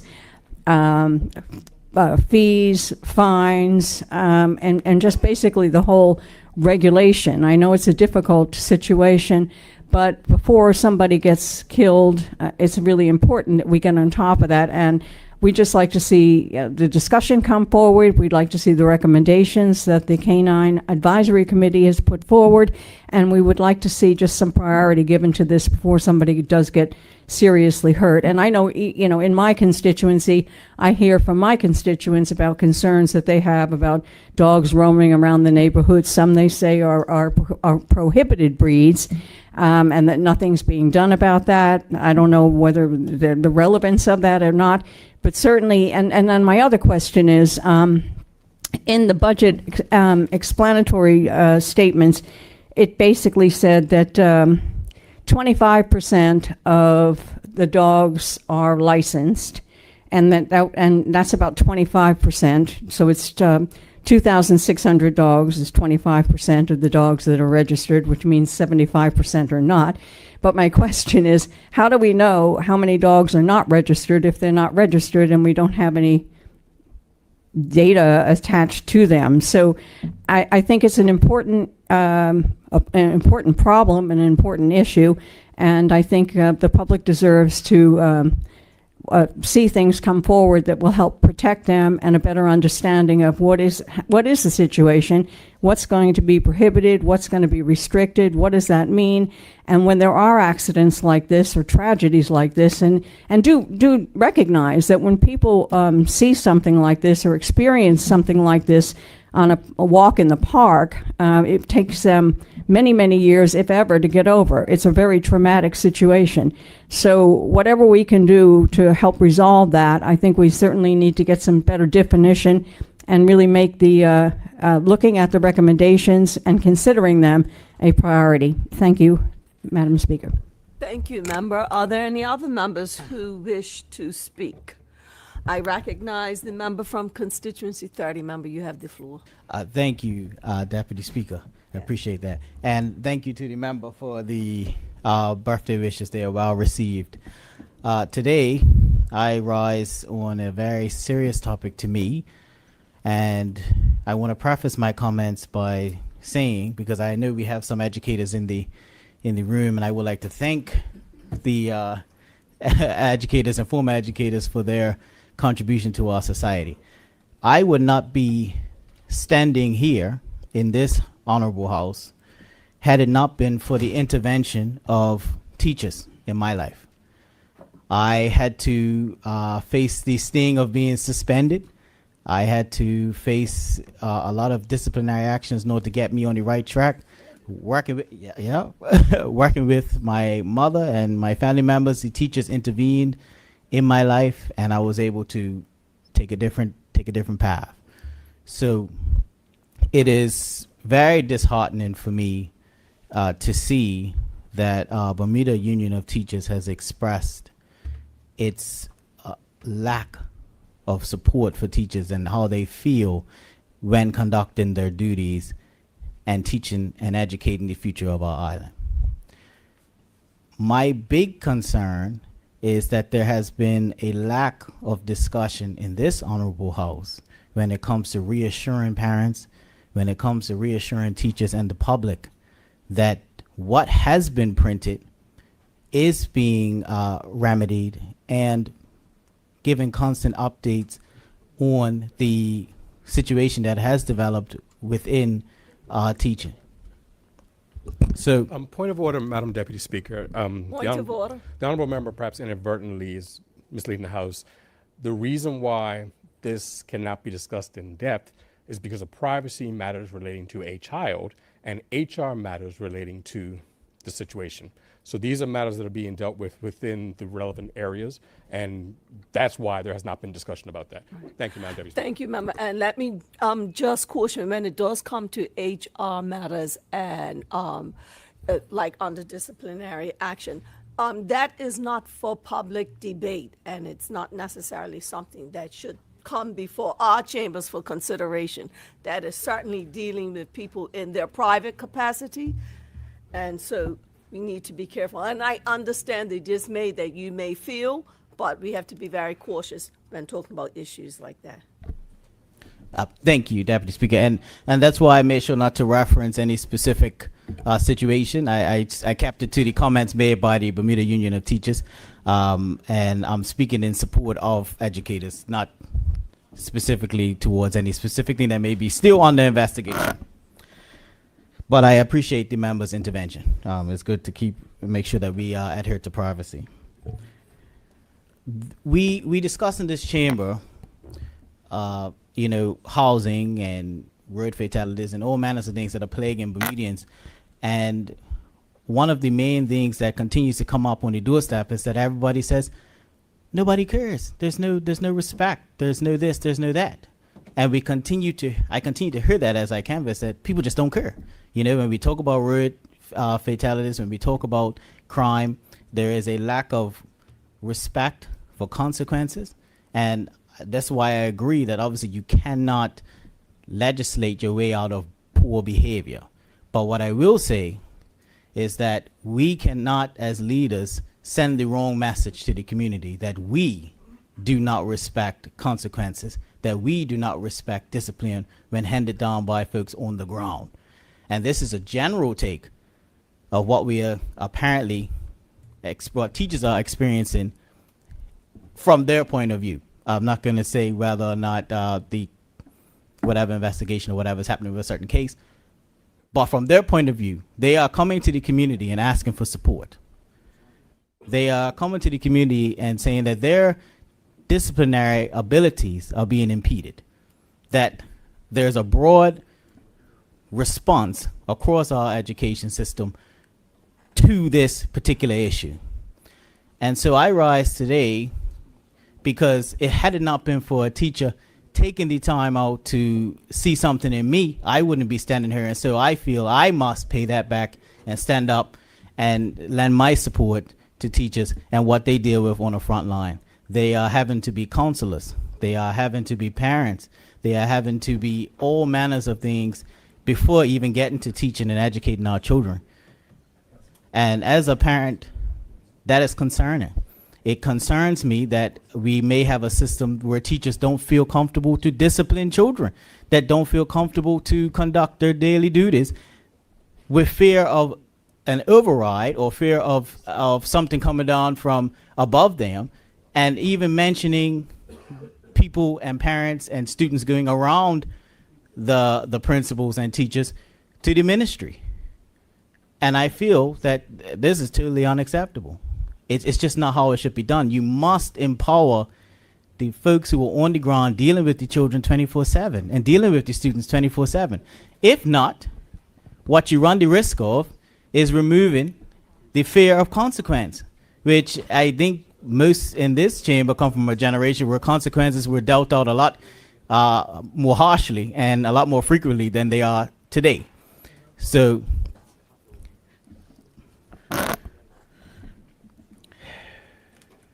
I just want to caution us because I don't want to get I don't want to get emotional, but it is such a difference that can be made in a student's life when they experience well-placed discipline and consequences for their actions. There can be monumentous change in a person's trajectory when they begin to care about oneself, their future, and believe that there are prospects for them in the future. And we cannot rob students of that lesson, that life and your actions come with consequences. We cannot allow what we already see, where folks get behind the wheel and don't have a lot of regard for what consequences may happen by drinking and driving, or the fact that we have people able to pick up weapons and harm one another who they could be related to on such a small island because of, you know, lack of fear of consequence and the feeling of having very little prospect within their future, and care for oneself. And that starts at a young age.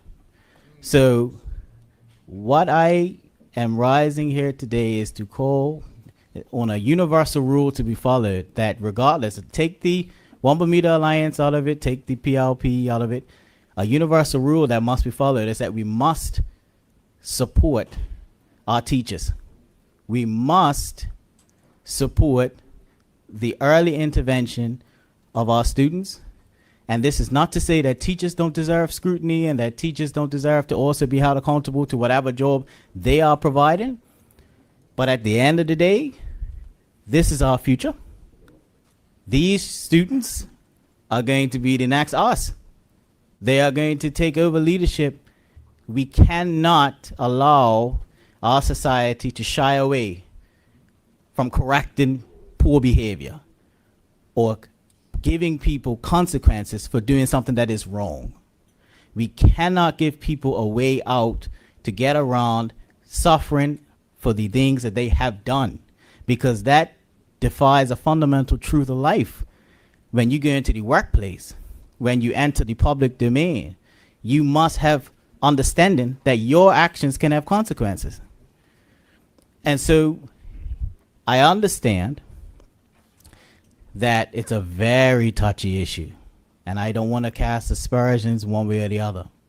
But it is undeniable that our teachers, our students, and parents are feeling very shaken by the fallout of what is happening throughout our system, where we are having potential demonstrations and various things. So I just want to please call upon the government and the opposition. I won't even make it partisan, that we all try our best to ensure that we support discipline, rule of law, and consequences for action, and that we stand up and say that we support teachers and that they have our support to do their job to the best of their ability, but also allow them to know that should they need to be held to account, yes, we will do that too, because consequences go both ways. But in this situation, we cannot, as a developed country, have our union speaking into the press, saying they're not being heard, saying that they're not being listened to, that they're not being supported, and expect to just go about our day with silence from that particular minister. And so here, we're not going to make things personal. No. Because there are rules and regulations that govern how things can take, and legal measures that must be considered in the carrying out of our duties. And so I would just say, when you say with that particular minister, now you're personalizing everything. And I'm not going to accept that, especially when even ministers, and some of your colleagues can tell you, have rules and regulations that they must abide as well. Thank you, Deputy Speaker. I will retract that. I will take leave of your ruling there. So I'll finish with this. I could have been in a totally different situation. I could have been a totally different person. You know, I had anger issues and things that I was dealing with that teachers took the time to work with me on. They took the time to work through those things with me, and I am honored to have had those levels of educators in my life who were supported by my mother when I needed to be disciplined, and it was carried out in a way that changed my life. And I want that for all students, because sometimes love can be tough, and sometimes you need tough love, right? It's not always about being sweet. Sometimes I have to draw a line with you, draw a boundary with you. And so I support our teachers. I hope that the situation within our education system is remedied and tackled, and that they feel supported in doing their daily duties. Thank you very much. You're welcome. Are there any other persons who wish to speak? I recognize the member from constituency 33. Member, you have the floor. Thank you, Madam Deputy Speaker. I'm not going to spend much time on this because it is a very, very difficult issue. But I think one thing I think we must reinforce, under the Education Act, there are rules governing the operation of the minister, and particularly of holding those below accountable. So on the one hand, you cannot say discipline, discipline, discipline. On the other hand, you cannot say there must be oversight. And I understand what the member was trying to do, but this is a difficult situation. It's a difficult situation to thread the needle on because it involves a child and an HR matter. And so until that matter is resolved, we all will have to reserve judgment to a certain extent. And I do think that, you know, in all relationships with all our unions, we're a labor party. My grandfather was a president of Bermuda Union of Teachers. So the connection with labor, however it strains, it must be strengthened, restored, and the lines of communication is done. So there's no argument there. But I didn't rise specifically to speak on that, but I want to speak a little bit about how the Westminster system is, and our way we choose to perform within it, is hindering our progress. Because the nature of the Westminster system is us versus them. For those of us who served in the previous chamber, some of the gray hairs here, the distance between the government and opposition is the measurement of two swords. You are placed in confrontation with each other to face each other. The nature of the Westminster system encourages oppositions, past, present, and perhaps future, to hope for government failures, to spring on government failures, to exploit government failures. And it necessitates the attacking of people instead of attacking of problems. And so we have an environment where the problems become murky because of the nature of the way that we have been taught by our colonizers to approach these problems.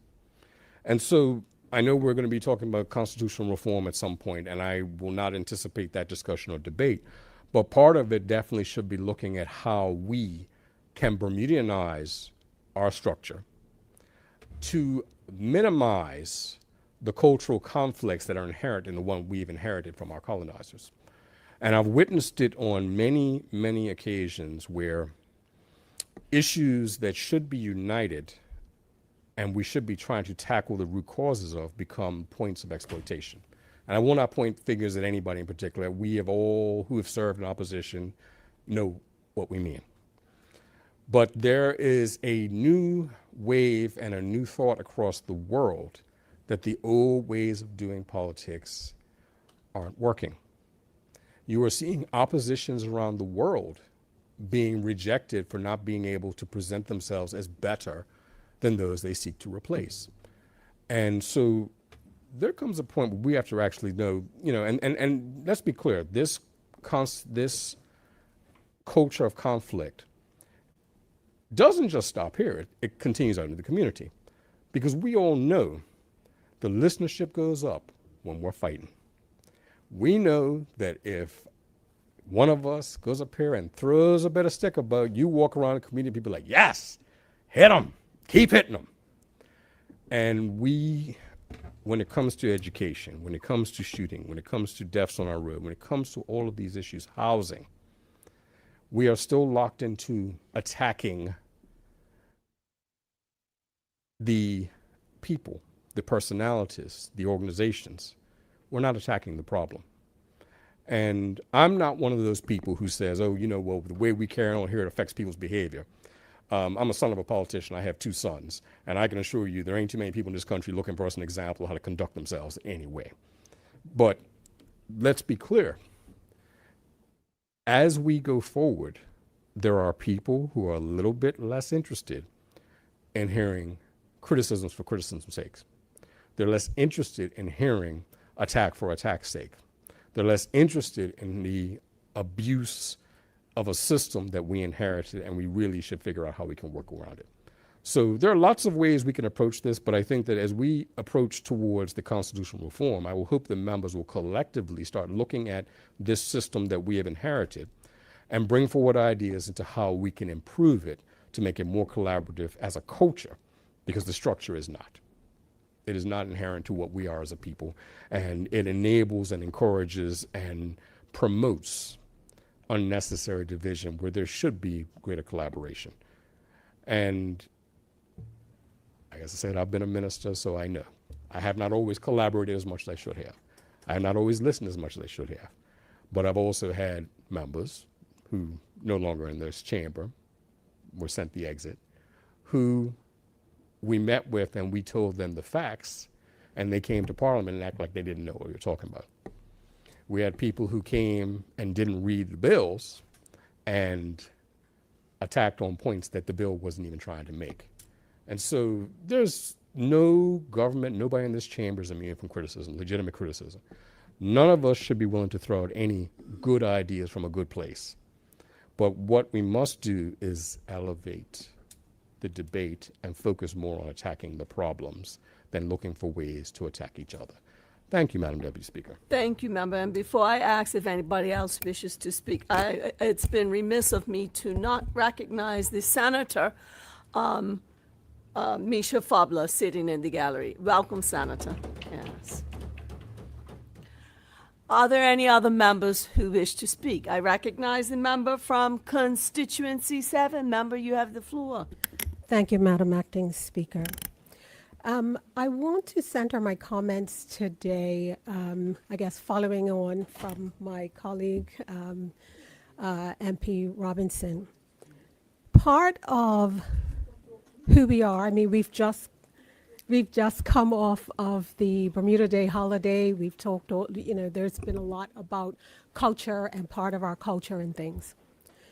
And one of the things that for me is hugely important to remember is that for people that are my age, 60, and those that are, I guess, not too far behind, or I should say forward, a little younger, will have been brought up in a certain culture in Bermuda. There were certain expectations. There was a certain level of respect. There was a respect for elders, for self, for teachers, and the like. And somehow, at some point, some of that respect has dwindled. So when we look at, or at least when I look at, some of the things that's happening within our community, and we keep asking, well, why are we here? How is this happening? Why are we seeing this type of disrespect? Why are people fighting, and why the young people in particular, not just young people, I want to add, but we've lost a lot of respect that we had for each other and for ourselves.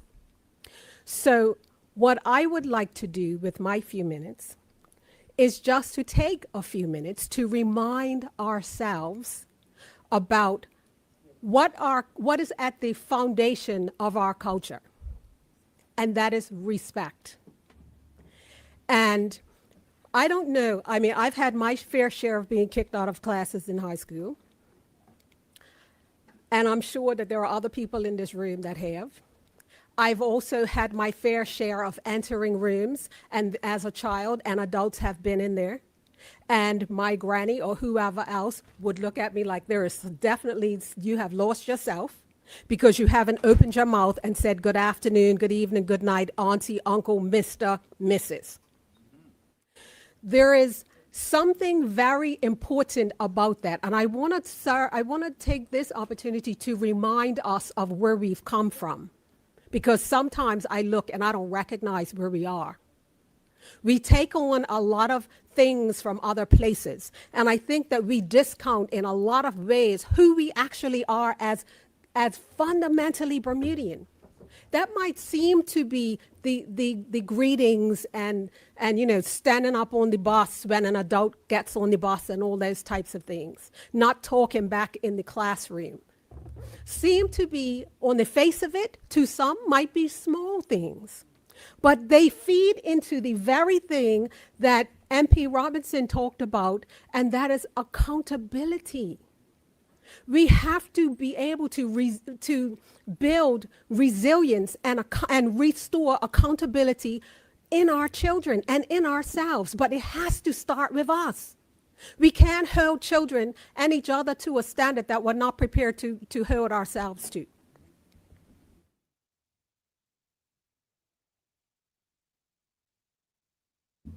Once upon a time,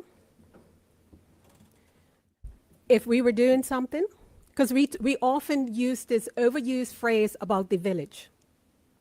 We used to be a real village. We used to look out for each other.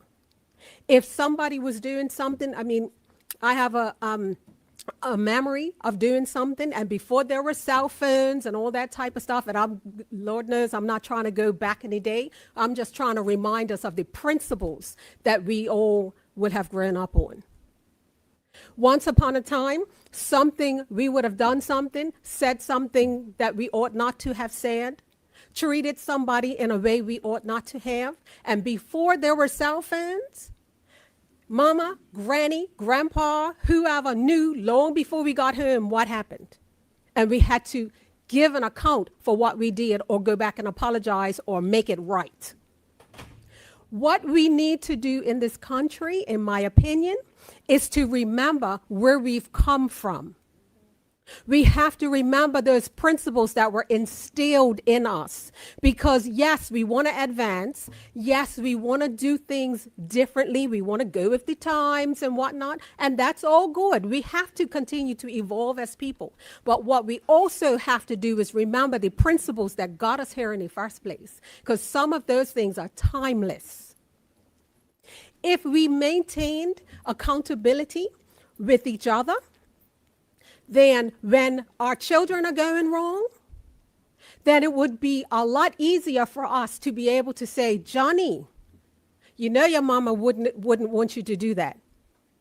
And if mama was keeping accountability on Johnny, Johnny would not be disrespectful to Miss Smith, who's just trying to look out for him so that he is able to grow up in a environment where he's not going to end up doing a whole lot of crazy stuff. Every child that I know tries to do crazy stuff, but the children that and me included, that have grown up with those guardrails, we went so far, but we knew that we couldn't go any farther. I believe as Bermudians, we are not too far gone, but we will be over that cliff if we don't pull some of these things back now. And we often talk about the accountability. We talk about we need to legislate, and we do. We talk about, yes, we're going to get the Parental Responsibility Act, which you know, when it comes, it's probably going to be, you know, useful. But what we don't talk about is what's happening at home. Nobody wants to talk about that, because the issue, at the core of the issue, for most of the issues that we have, is starting from our houses. And we have to stop acting like it's not. We keep talking, sometimes we act like it's everybody else. It's the school, it's the teachers, it's the police, it's the this, it's the that, it's the other. No, let's start talking about parents, what are you doing? Guardians, what are you doing? Because some of us are holding anger that we take out on our children, and our children respond, and then we're wondering what's going on.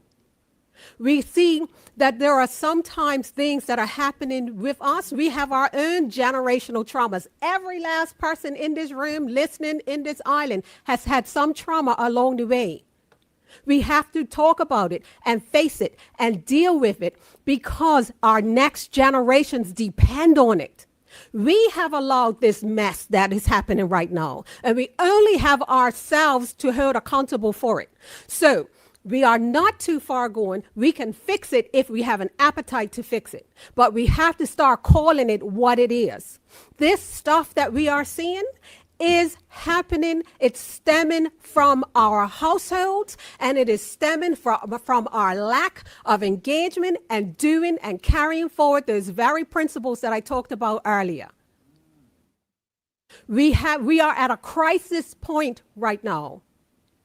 We're seeing all the things that we all know about. We're seeing murders, we're seeing fights, we're seeing people stealing stuff. How in the world can someone, I saw a clip, this was a while ago, of an issue that had happened, and somebody had a fight was fighting to try to keep that chain because somebody wanted to. How in the world could you have adults, a grown man sitting around looking and watching and not saying a word? How, Madam Acting Speaker? And then what we'll do is we'll go over on the side, we'll go to our parties and our picnics and all that kind of stuff. And then what we will do is say, oh, let me show you the video. And you were sitting right there and didn't even intervene. I saw the video of the little girl that was on the bus. And she was having a meltdown for whatever reason. Some adult was taunting her, children in the back taunting her and laughing, and adults were on the bus, and nobody had the decency to help that little girl and say something. The bus driver didn't say anything. From the clip I saw, I will add that, I didn't see the clip I saw, that adults on that bus didn't say a word. That is part of our issue, Madam Acting Speaker. At one point, we all used to get involved. I still do. And my husband has told me before, because I don't let no children walk by me and don't open their mouth when they're walking past my house. And he's told me that one of these days, one of these children is going to cuss you out. And I'm good with that because I will deal with that too. It may not be in that moment, but I will deal with that eventually if they are disrespectful. Because I'm going to do my part. I don't allow it in my house with my children, my grandchildren, the whole night. My children grew up with a look. And guess what? Today, they are responsible adults and they're raising responsible children. So it happens everywhere. But it will continue. The bad stuff will continue to happen, Madam Acting Speaker, if we don't get off our behinds and get involved. If we don't start to say, look, I'm going to check me. What am I doing? There is tons of resources available. The Ministry of Youth, Social Development and Seniors are doing a lot of work to make things available to people. But you got to go get it. But first you got to want it. But you can't want it and then keep saying why this is happening and why that's happening, and you're not even having the courtesy and the care to be able to correct young people when you see them going wrong. We have a responsibility. We talk about culture. That's part of our culture. And it's part of our culture that we cannot afford to lose, because already, Madam Acting Speaker, I am already turning around, and I'm sure that some of you will be looking around too and saying, this is not the Bermuda I grew up in. And it's not. It can be better. But we have to each individually do our part to make sure that we can make it better for the future generations. If we're talking about young people taking over, I honestly, with some of the young people, there are some, let me just qualify, there are some young people that are doing some amazing work, that are doing some amazing things in this country. But it seems as though there is a pocket that isn't. So let's go get them. Let's fix it. We're 22 miles and arguably 60,000 people. We're a small town on a world stage. It's no reason why we cannot fix some of these issues that we're dealing with, especially in circumstances where we have already had a model. But we have to take our blinders off and be willing to face ourselves. It's like taking off all your clothes and standing in the mirror and say, I love what I see. If we're talking about how much we love each other, we talk about how, I'm got you, all this other kind of stuff. If I'm got you, I'm going to say the things that sometimes is going to be hard for you to understand. Hard for you to accept, rather, is what I meant. But I say it because I care about you. And I want you to be able to do better. We have to be able to make some adjustments. Our families, our parents, our guardians, us. If you have an influence on a child, if you have an influence on an adult, don't support the bad behavior, and worst of all, don't ignore the bad behavior. Address it. Address it. Speak up. Let people know it is inappropriate for you to do this, that, and the other. It's inappropriate for you to see somebody that you know that's got mental health challenges and you talk about them and you laugh and all that kind of crazy stuff. Let's start being the adults in the room. Let's start taking accountability for our households, our families. Some of our families, Madam Acting Speaker, are sick. Some of us are carrying stuff that we ought not be carrying, but we'll continue to carry them unless we get help for it. So I will end with this. My prayer, my hope, I am begging people, please stop telling me every time I talk to somebody about something that's happening in the country that's bad, and I hear and I read comments sometimes, and it's sad. It's sad. Yeah, it's sad. But what we're going to do about it? It's an overused word. We have within our ability to be able to do something about it. So I pray, and I beg that we start to do something. How do you do? First of all, look in the mirror. Then look at those that are in your circle of influence. Leave your circle of concern outside. Deal with your circle of influence. Who do you have influence on? And then start there. Thank you, Madam Speaker. Thank you, member. Are there any other persons who wish to speak? I recognize a member from constituency 2. Member, you have the floor. Yes, thank you, Madam Acting Speaker. Madam Acting Speaker, the Home Affairs Minister came to St. George recently, dressed in red, with good intentions. She was in the West, and I didn't ask her what color did she wear there, but I certainly hope it was blue and blue. I appreciated the fact that she's had town hall meetings to discuss and cause discussion to take place about CARICOM.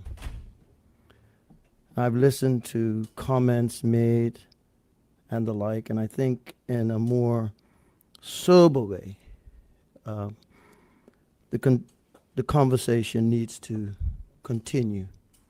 Needs to continue for another 200 years, not without us doing things to be closer like we're going to do to the Caribbean, but recognizing for as long as we've been here, we've been disconnected. I asked a question of the minister and I on this subject, and there was something absent when the minister came to St. George. I believe a lot of people are trying to draw the government into an intellectual conversation about CARICOM. I witnessed Bermuda Day, the last few Bermuda Days, as one participating in the parade. Unable to see this year all of those who participate in the parade because that sun sort of wore me out a little bit. But I was able to see a Bermuda from a different lens because I wasn't dancing, I was sitting, observing, acknowledging, appreciating, and drinking a little bit of water and maybe a libation or two as you paraded through. You saw Bermuda families. You saw Andersons on Front Street. You saw Andersons from St. George's in Near the flagpole, you would see Anderson's from White Hill further along Front Street. You would see Lambs and Fogos up on Court Street. You would see Gilbert's across the street. You would see Centers sitting in different places on Cedar Avenue. You would see visitors in great numbers and dispersed sitting in restaurants. You would see persons enthralled in Bermuda. You would see Gombe troops of differing colors, different from what it was in the early 1980s when the Bermuda Day celebration replaced the Easter parade, which had its racial connotations attached to it, and the very staunch and real connections to a colonial bygone era that in some ways still lingers on. I say that in the context that it's easy for us to always see the glass as half empty, but my training in life and my station in life and as a coach of people, I've been trained in my profession to appreciate the importance of knowing a glass as half full. And knowing that if you dwell in the land of negativity, it's as contagious as the cold. If you dwell in the land of trying to figure out what is wrong, it'll prevent you from growing what needs to be done in doing it right. I'm one who teaches fundamentals, appreciates that doing things fundamentally means that you need to repeat simple, correct things repeatedly.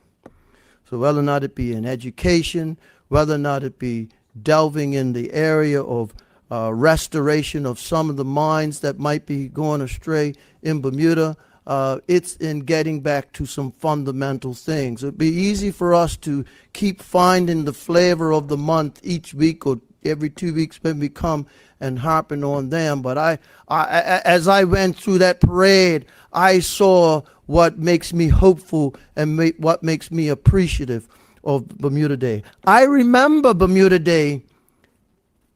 The minister had the opportunity of canceling a Bermuda Day not too long ago. And since my years of being connected to politics since 1983 when I first ran, and the years of being in youth parliament, I would say very confidently that every minister who would have served, going back to Lenny Swan in the 70s, going back to all the ministers, would have made the call, and that year Bermuda Day would have been canceled. But a young minister doing his first probably year as a minister in what he says is the most important holiday for him, I would say that it's probably the second best, because I listened to him the other day talk of how Cleveland's winning is more important to him than anything else. So I know that's more important, but I say this, that tongue in cheek, but I say this, that the reason why that holiday is so important to that young minister, he probably was very light when the decision was made to have a Bermuda Day in the first place. He's a teacher by trade and a historian, so he would appreciate the reasons why. But he, like another minister who I passed along the trail, have families that have sat in the same places every year. Families. You know, the heartbeat of a community, the heartbeat of culture is families. That's the key common denominator. You know, when someone says, "Who's your people?" I tell them, my grandfather was John Anderson.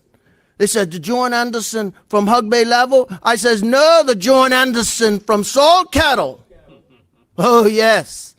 Our families occupy Takistan, occupy where the princess is today, occupy places where folks were displaced. My family. And it's not too dissimilar from many families. So when you hear the minister talk about families who are of Bermuda origin, who are of high economic pedigree from from ages with generational wealth, those families would have found it easy to be in the Bahamas, in Turks and Caicos, in places in the Caribbean. Bermudians wouldn't find it so easy because our mindset was taught to us to hate each other. If you're really looking for why you got a lot of black on black crime, you need to go back to the origins of how, people in Bermuda were taught to look down on our very cousins in St. Kitts and in the islands. And you all know it to be true. I'm blessed to have been brought up in a sport like golf that took me around the world and put me in places like Jamaica. I just want to say happy 80th birthday to Bev Russell, my family in Jamaica, entrepreneurs down there. Had the honor of being with them recently.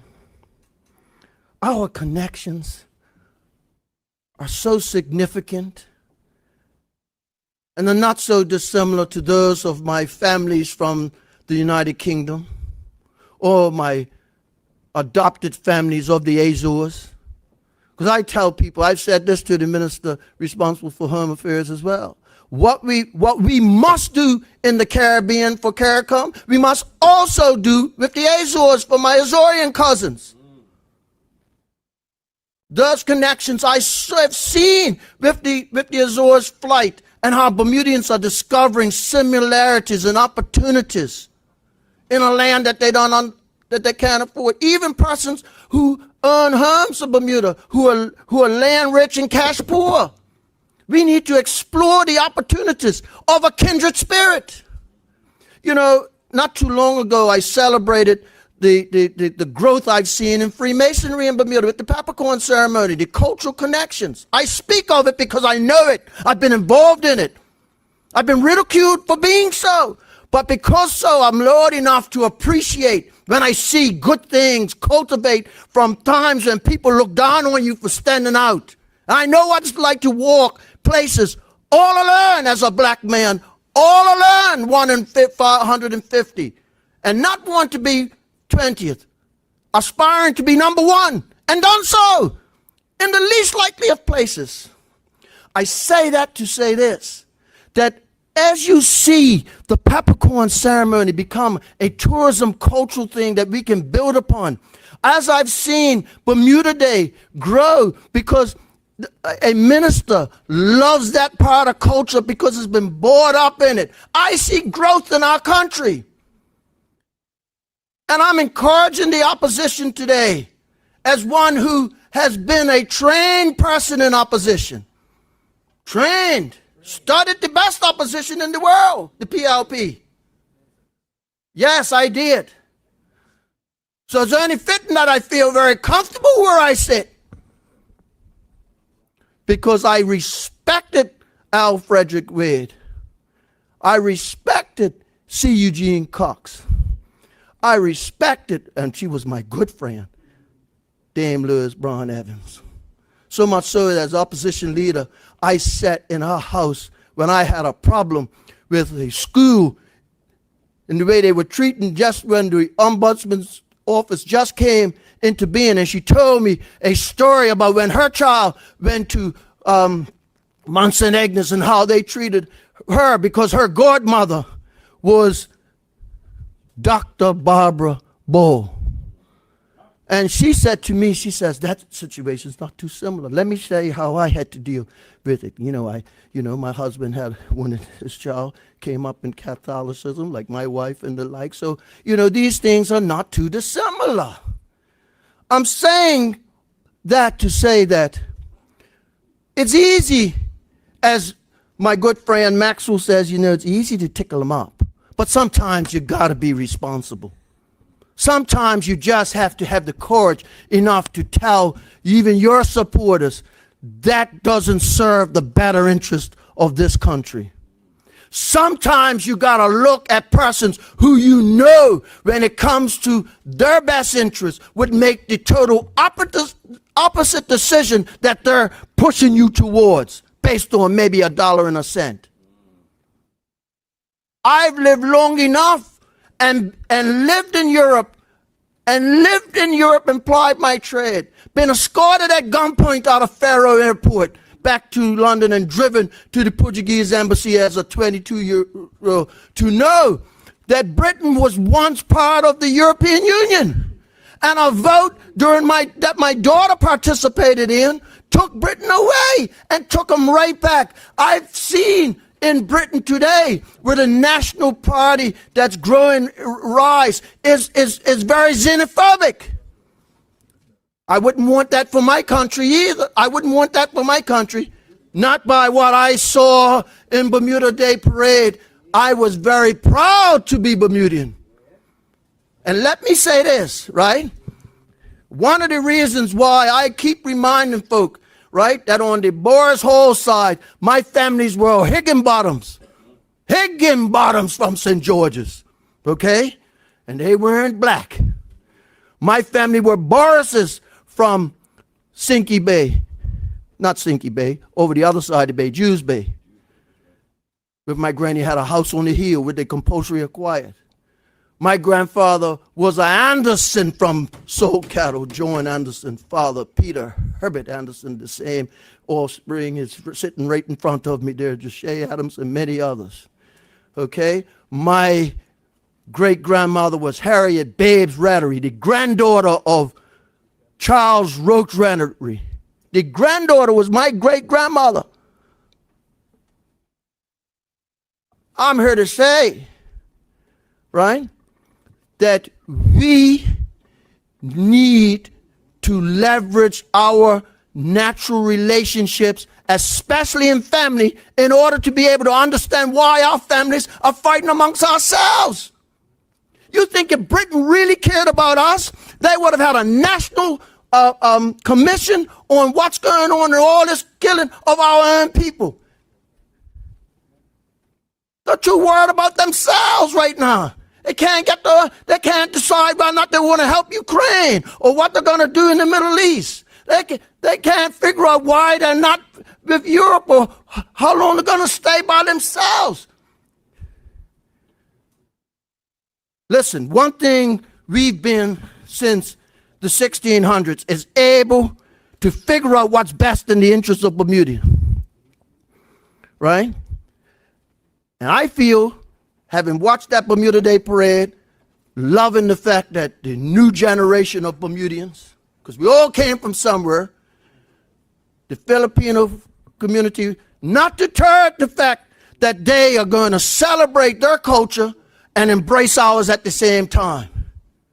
And one thing I'll say about them, they study the community they're in, and they're respectful toward us. Mr. Swan, how are you and the like? And we need to, and I know the minister responsible for labor encourages this type of thing, educating people that come from overseas about Bermuda and Bermuda's culture. We need to do more of that too, as we repatriate some Bermudians.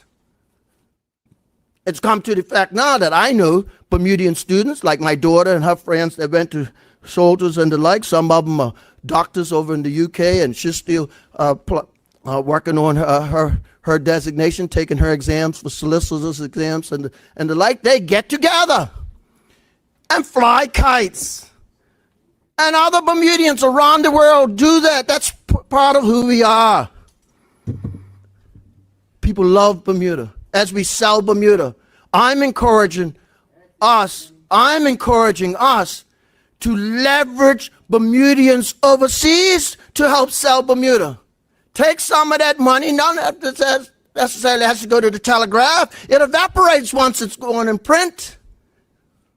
You can invest in Bermudians around the world, in Canada, in the United States, in the Caribbean, in the Azores, in England, in Wales, in Scotland, in Ireland, in Italy, where we have connections with people and do things. Finally, as I wrap up, let me just say this. I want to commend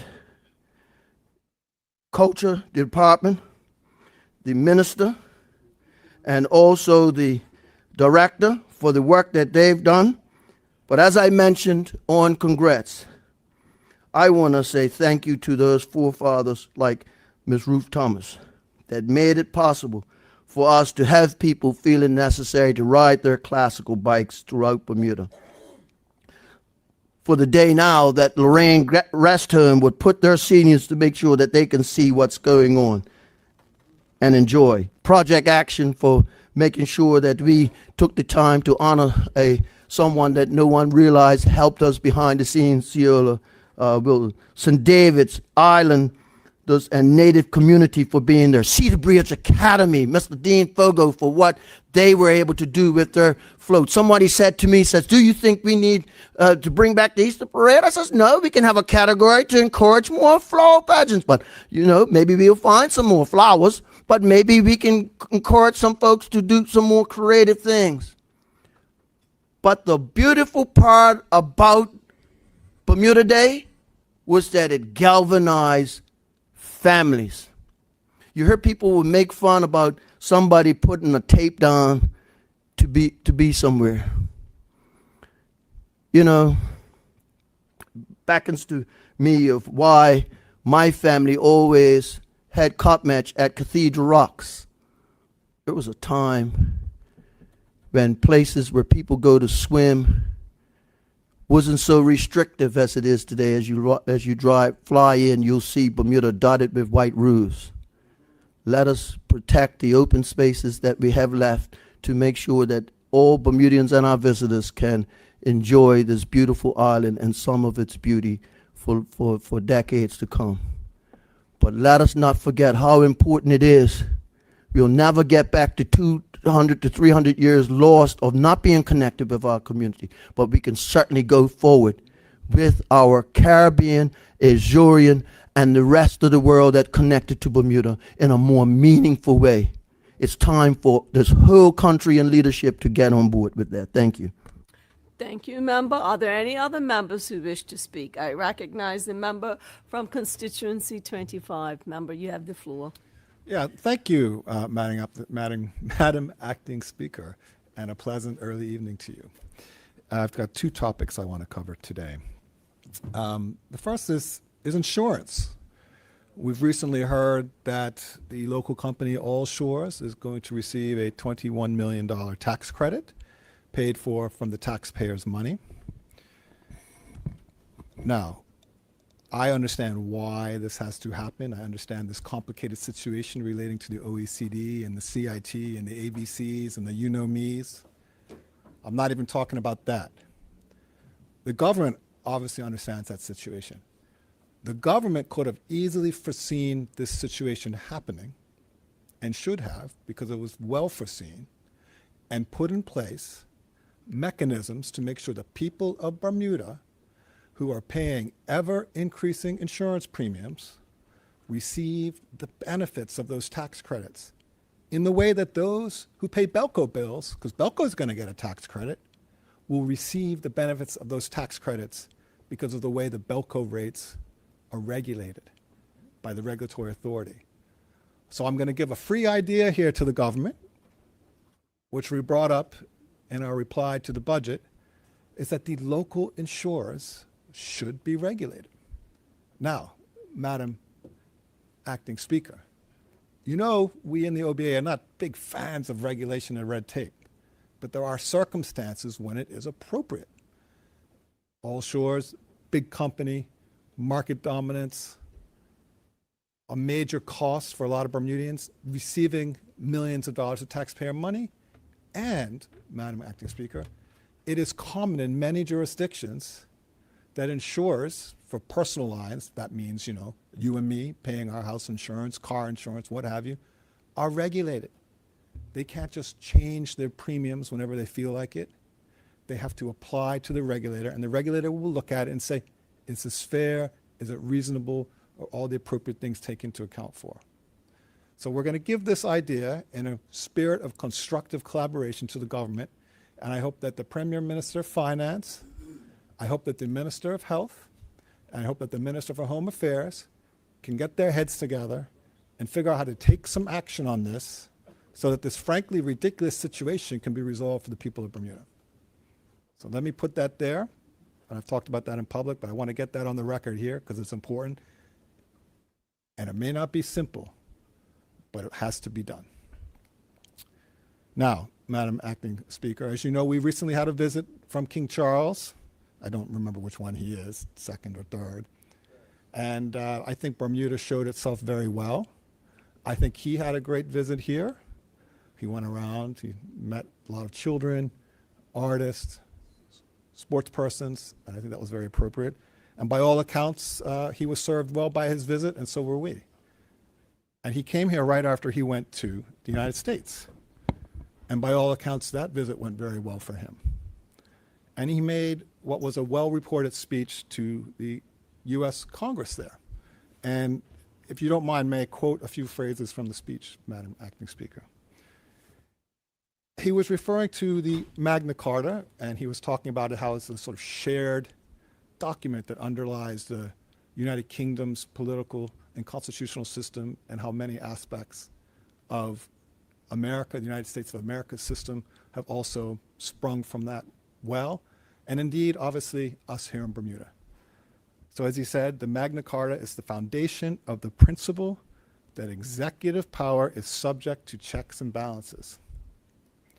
And then he went on to say, our common ideals were not only crucial for liberty and equality, they were also the foundation of our shared prosperity, the rule of law, the certainty of stable and accessible rules, an independent judiciary resolving disputes and delivering impartial justice.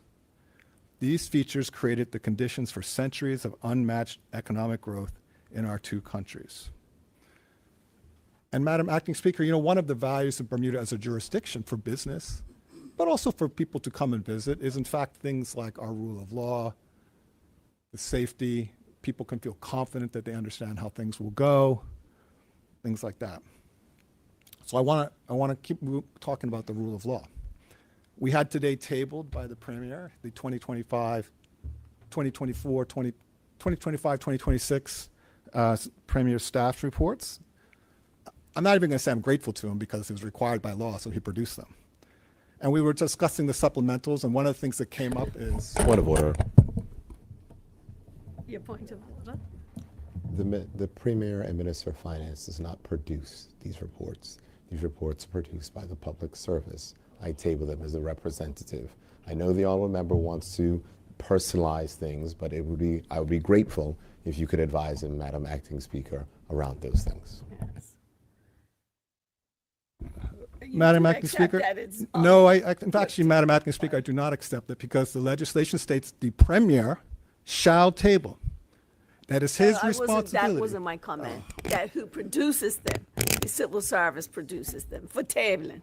Yes, the Premier shall table them. Now, yes, I like to think, Madam Acting Speaker, if I was the minister and I was required by law to produce something, I would make sure all the relevant things I as a minister was accountable for by law to this Parliament and the people of Bermuda would be done. And if they weren't done, I certainly would not pass the buck, Madam Acting Speaker. I can't speak for others, but I know how I would behave with accountability, and I know what the people of Bermuda expect from accountability from their leaders. Now, we also talked about the supplementals today, and we understood, you know, sometimes things happen, things come late, and we appreciate civil service is busy, the Premier is busy, Minister so-and-so is busy. Sometimes things get missed. Now, it came to my attention in December that we were missing these reports required by law for the Premier to table, as stated by the legislation. And I said, you know, let me do the respectful collegial thing. And I sent him an email, private, personal email. Hey, Minister, Premier, so forth. Hey, look forward to you producing these in due time. Okay? December. And, you know, we had to have a little more back and forth. And then, as you know, right before we broke for the spring, we had the last two but one were produced. And then we had today's. So here we are, June 1 on Monday. Premier was notified of, let's call it perhaps must be an oversight, back in December. And we don't have reports for 3 years in the middle. And again, like I said, Madam Acting Speaker, I appreciate things can fall through the cracks. But in April, I emailed the Premier to assist him with this memo. I know he's very busy, and as you know, Madam Acting Speaker, one of the things that we hold for here on the One Bermuda Alliance is perhaps the role of Minister in Finance and the role of Premier should be separated because they are big jobs and they need the full dedication so that things don't fall through the cracks. Now, if you don't mind, I might like to quote from my email with your leave and the Premier's response to my email. Yes. Yes. Shadow Minister, we will endeavor to table the recurrent report by May. I will give no commitment on old reports. And the resources required to produce those matters are, in my judgment, better used to advance throne speech initiatives, etc. Now let me ask you, Madam Acting Speaker, rhetorically, of course. Yes, because I don't. wouldn't answer. Would you require a commitment or a non-commitment from someone to execute his duties as laid out by the law of the land? No. Would you imagine that the leader of the country or a minister or any government official would exercise discretion as to which laws they might or might not follow, especially when respectfully reminded and given ample time to rectify, no doubt, inadvertent mistakes? I remind this House that the government wanted to pass a law to criminalize doctors for failing to submit data returns on time. Right? Now, obviously, that didn't pass because that was ridiculous. And this House did pass a law to provide penalties, criminal penalties, for people in very stressful situations who go up into financial assistance and have human behavior. Right? Because no one goes up to financial assistance because things are going really well for them. So what are the penalties when a senior government official blatantly chooses not to follow the law? And I would tell you, what do you think the person on the street who's being asked to pay their social insurance on time, to pay their traffic fines, who tries to put up a 3-foot fence and has to take it down because they don't have the planning permission? So what kind of example is this? And we heard a lot today from some other people in this House about examples and leadership and accountability. And frankly, I'm very disappointed. And I would bet that most people would not think that the government could exercise discretion willy-nilly as to what laws. Now, we could have a discussion about, is it reasonable for those reports to be happening? That's a different discussion. And if the government wants to change that law, we could have that discussion. But they haven't. You can't just pick and choose, right? That's what we talk about. We talk about accountability. And frankly, I put it on the government front bench and the back bench to ask yourself, because, frankly, their leader currently is a lame duck. So that's a fact. That's what you call a leader who's on the way out. Doesn't make you a bad person. It's just a reflection of the reality of the situation. And so I would ask the people in the government benches as they look to whoever their next leader might be, is this how you want to go? Do you want to pick and choose which laws you choose to abide or not abide? I had a senior member of government say to you, Dakudo, why do you care so much?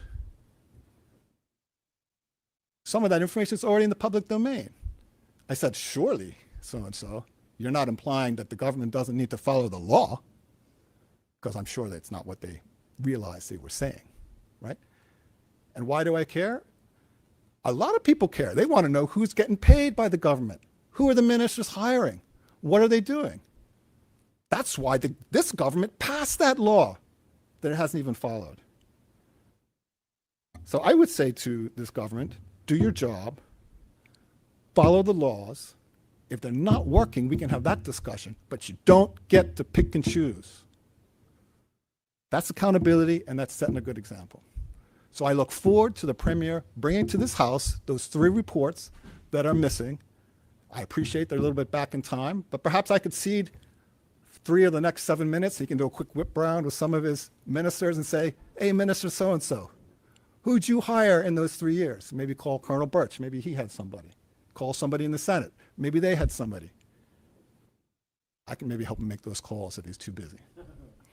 So with that, Madam Acting Speaker, I appreciate the time. Thank you. Thank you, member. Are there any other members who wish to speak? There being no other, I recognize the Premier. Madam Finance Acting Minister. Speaker, there's been a lot of contributions this evening, and I know that the Deputy Premier did want to speak, but he's not here. So I wish everyone a wonderful time, and we'll see everyone in 2 weeks. Good night. Oh, okay. The House is, well, had already ended. Okay. See you on June the 12th. Yes.